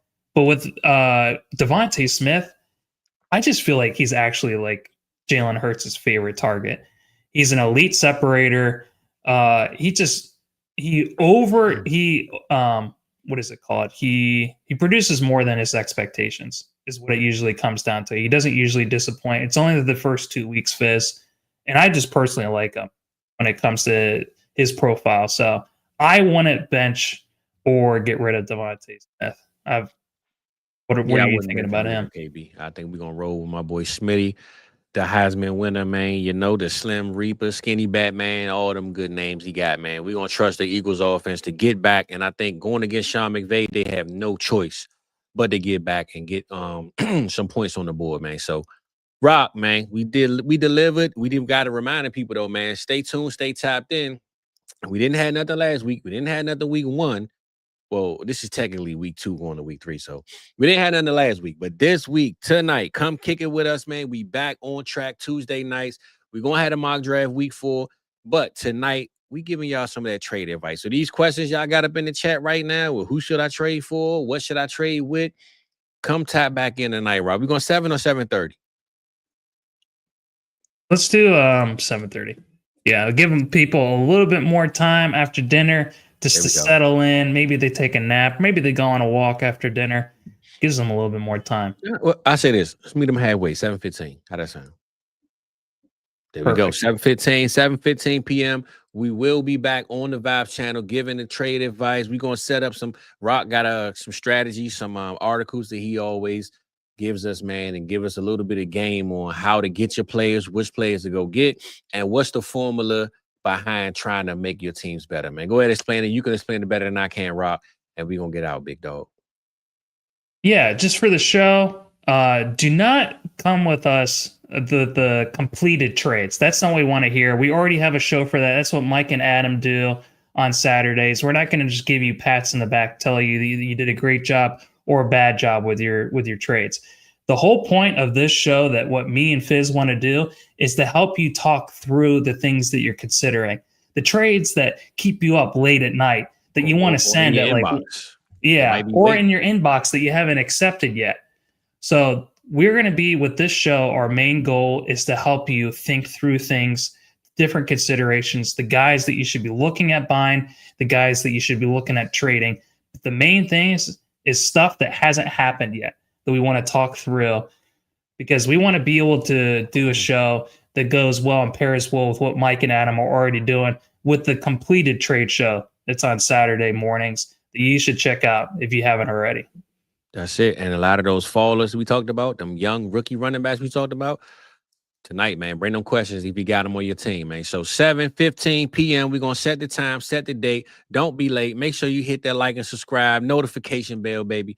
And we will be back here tonight. But, Rob, we know we can't get out of here with some good words from our brother, man. So let us know how you feeling, what's on your heart, what's on your mind, man. And let's get up out of here right after this, big dog. So there are tons of things, Fizz, that come into our minds that we think will make us happy.